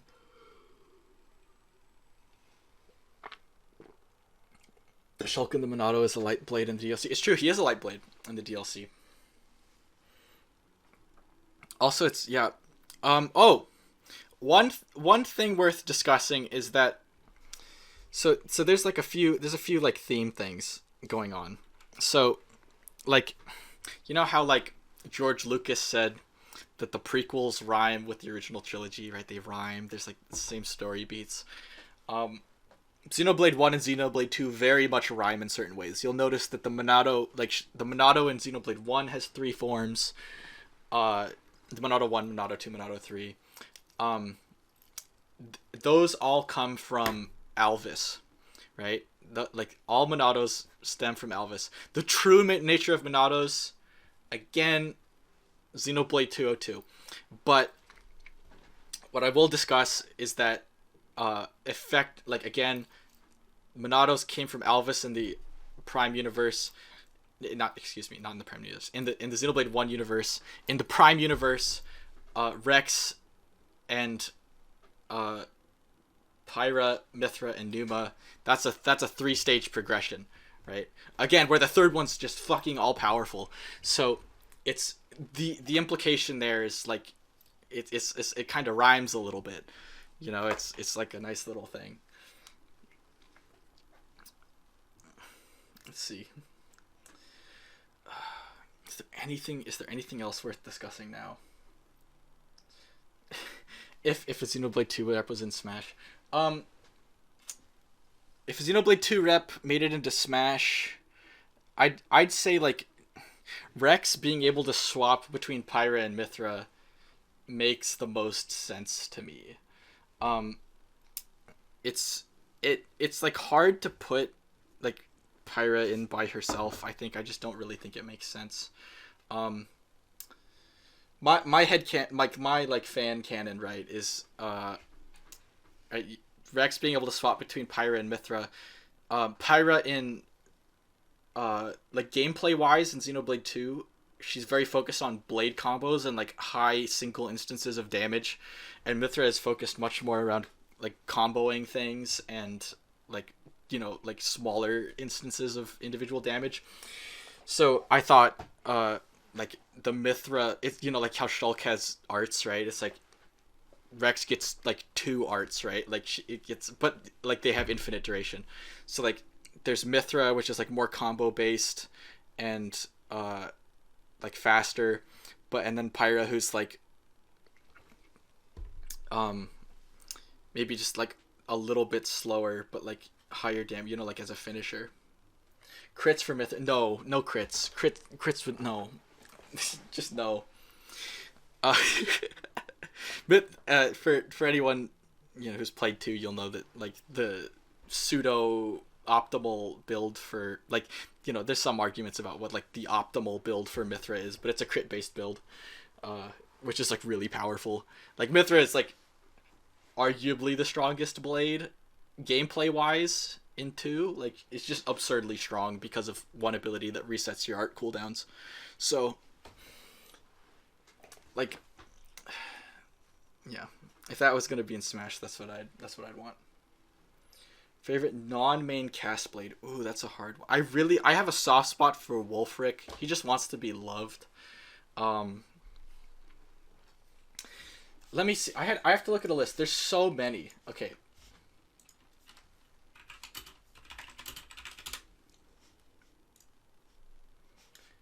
Okay.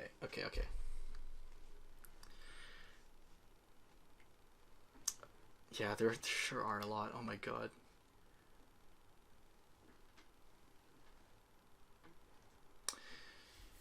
Perun was the first rare blade I ever got.